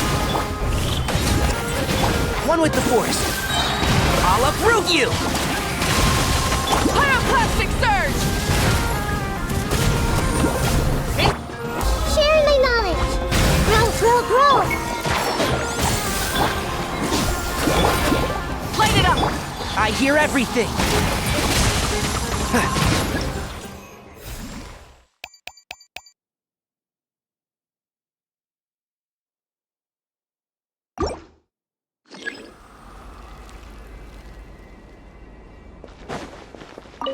There is no escape! Strike a pose! Time to shine! Life goes on. Sacred name. Fortune preserve. Paradigm shift!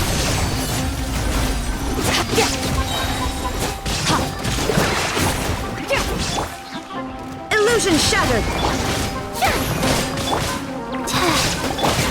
Merciless. Into the void!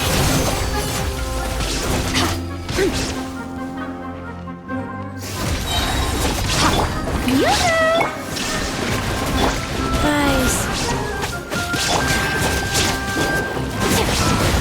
Merciless! Another star goes out! Let the world come alive!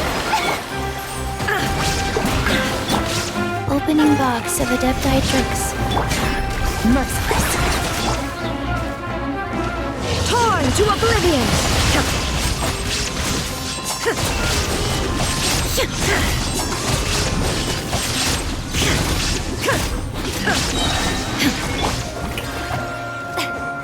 Time to shine! I didn't... Paradigm shift!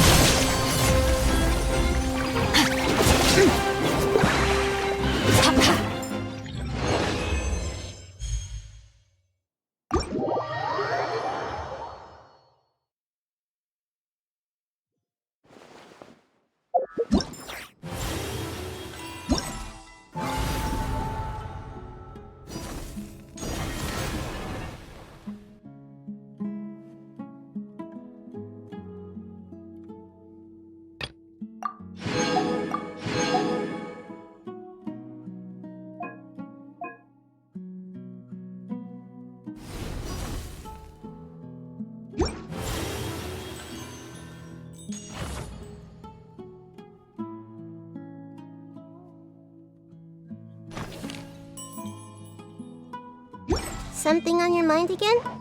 Let's work through it together. Hey there! Ready to go full speed ahead with Cullen Anbot and Bardrone Bunny? Our two scouting buddies are tuned up and ready for testing. Nice! Sure takes you back to the gliding test days, huh?